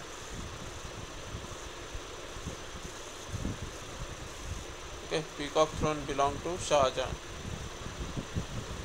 and it was being passed on from generations to generations. Okay, so Shah Jahan was an ancestor of this person. Okay, Shah Jahan was the ancestor of Muhammad Shah Rangila, right? Shah Jahan was the ancestor of Muhammad Shah Rangila. So, peacock throne actually belonged to Shah Jahan, and then it was being passed on to the later Mughal kings. But this was looted away by Nadir Shah. This was looted away by Nadir Shah. So, peacock throne was of Shah Jahan. Then comes the next later Mughal king. Number 6. Sixth important later Mughal king. His name was Ahmed Shah. Ahmed Shah. Okay. He ruled from 1748 till 1754. That is very brief period. Okay. Very brief period. Now, over here one confusion fact arises. Okay. The invader who invaded during the reign of Ahmad Shah. Okay, during the reign of Ahmad Shah, the invader who invaded India, his name was also Ahmad Shah. Okay, so there is a difference between the two. I will clear that difference. Students get confused over here. Okay, students get confused over here. Coincidentally, the invader's name was also Ahmad Shah, And the later Mughal king who was ruling over India, his name was also Ahmed Shah. Okay, so let's write over here. Ahmed Shah, who ruled from 1748 to 1754. During Ahmed Shah, during Ahmed Shah's reign, okay,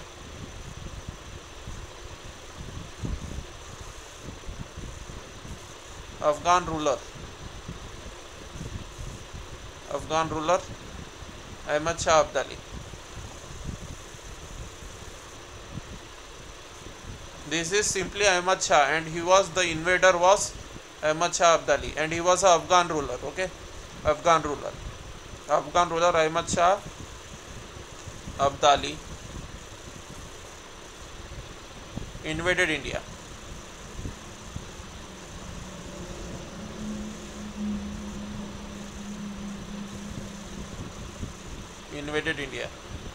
In order to save Delhi from his invasion.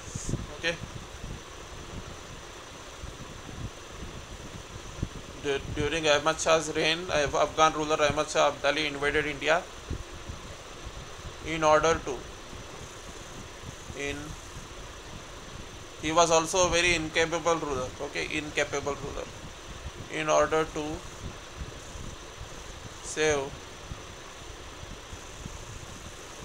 Delhi from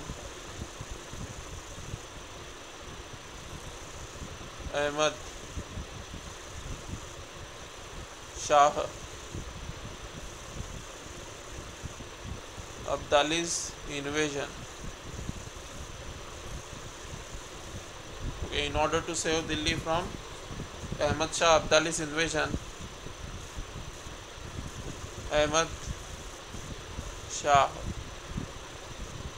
Ahmad Shah surrendered.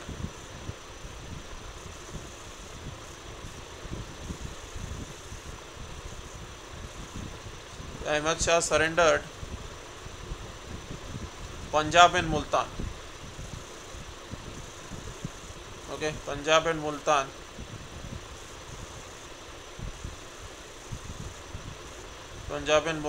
To the Afghan ruler.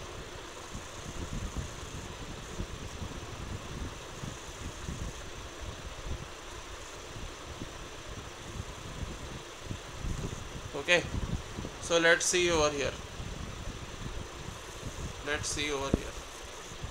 Where exactly is Punjab and Multan? This particular area. Okay, this particular area is your Punjab and Multan. Let me mark over here. Okay, this particular area. Okay, this particular area is your Punjab and Multan. Okay, so in order to save Delhi, Ahmad Shah, later Mughal king Ahmad Shah, surrendered the green area. Green area means Punjab and Multan area to Afghan ruler. Where is Afghanistan? Afghanistan is somewhere over here. Okay,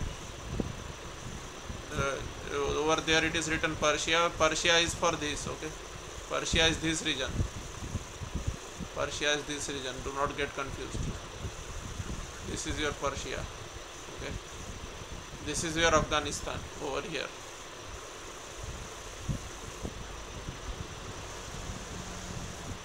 Okay, so the Afghanistani ruler Ahmad Shah Abdali invaded India, and Ahmad Shah Bahadur, that is the later Mughal king, he gave away Punjab and Multan to this Afghanistani ruler. Okay, and this particular green region is Punjab and Multan. Okay,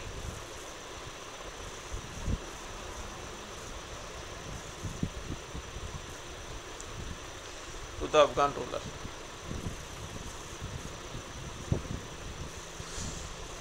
He was blinded and deposed. Okay, Ahmad Shah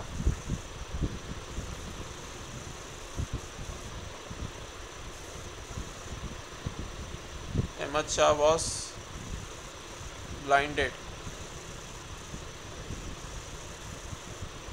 and deposed by a powerful noble.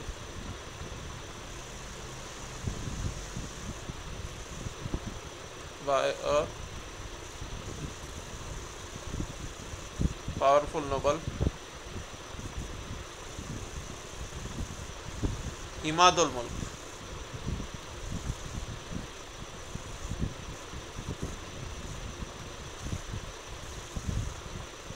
who did this with the support of Marathas. Okay, who did this with the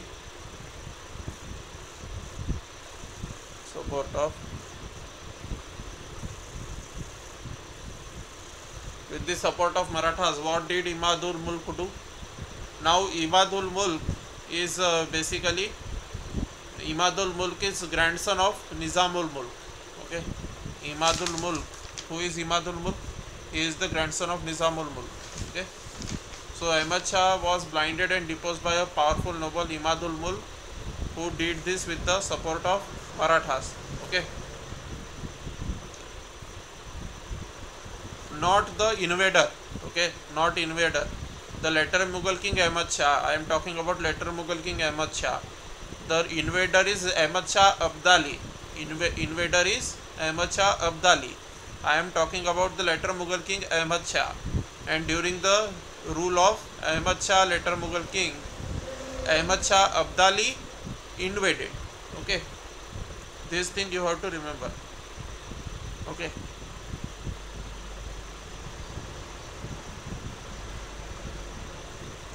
write one important note over here. Ahmad Shah Abdali kept on invading India. Okay, Ahmad Shah Abdali kept on invading India. Ahmad Shah Abdali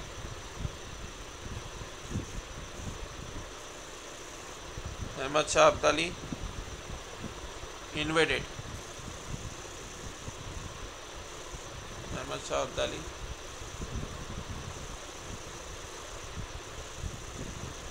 invaded India many a times.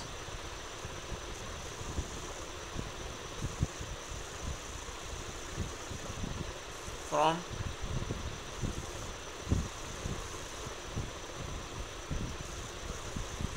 1748 to 1767. Okay,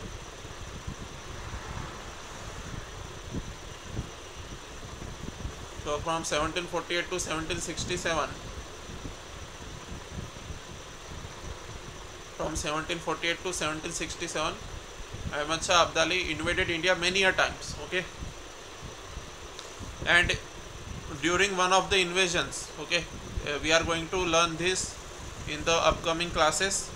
In 1761, third battle of Panipat took place. Okay, during one of the invasions of Ahmad Shah Abdali. During one of the invasions of Ahmad Shah Abdali, 1761 battle, which is the third battle of Panipat, took place.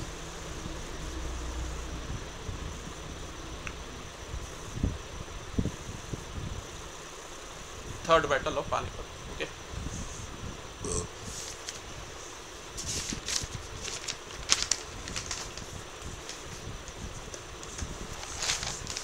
Now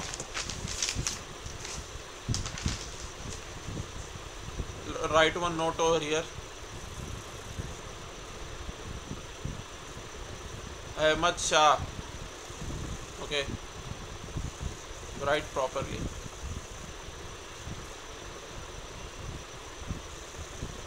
Later Mughal king Ahmad Shah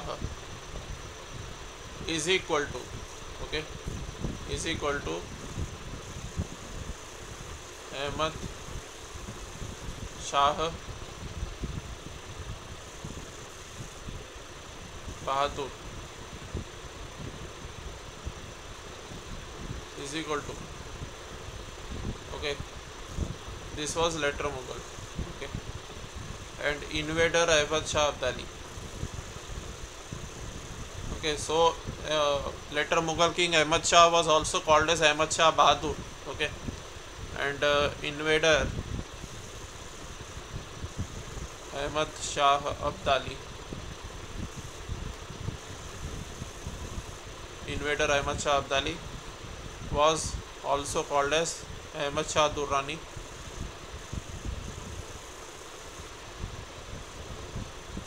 Ahmed Shah Durrani. Okay, and this Ahmed Shah Abdali or Ahmed Shah Durrani, who was the invader, he was ruler of Afghanistan.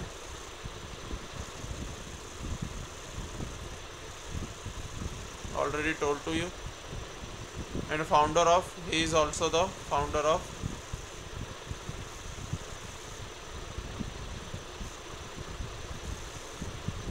modern day political boundaries of Afghanistan. Okay, founder of modern day political boundaries of Afghanistan. Founder of modern day Afghanistan.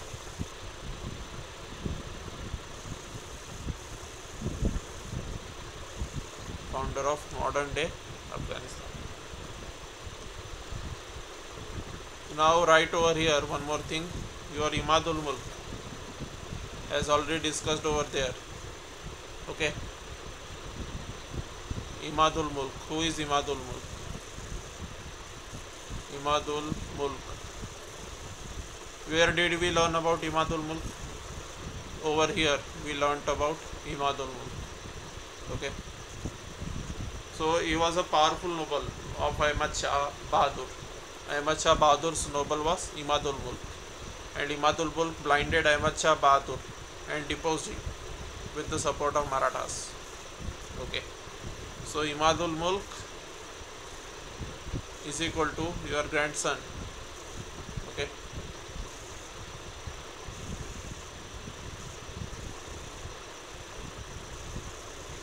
grandson of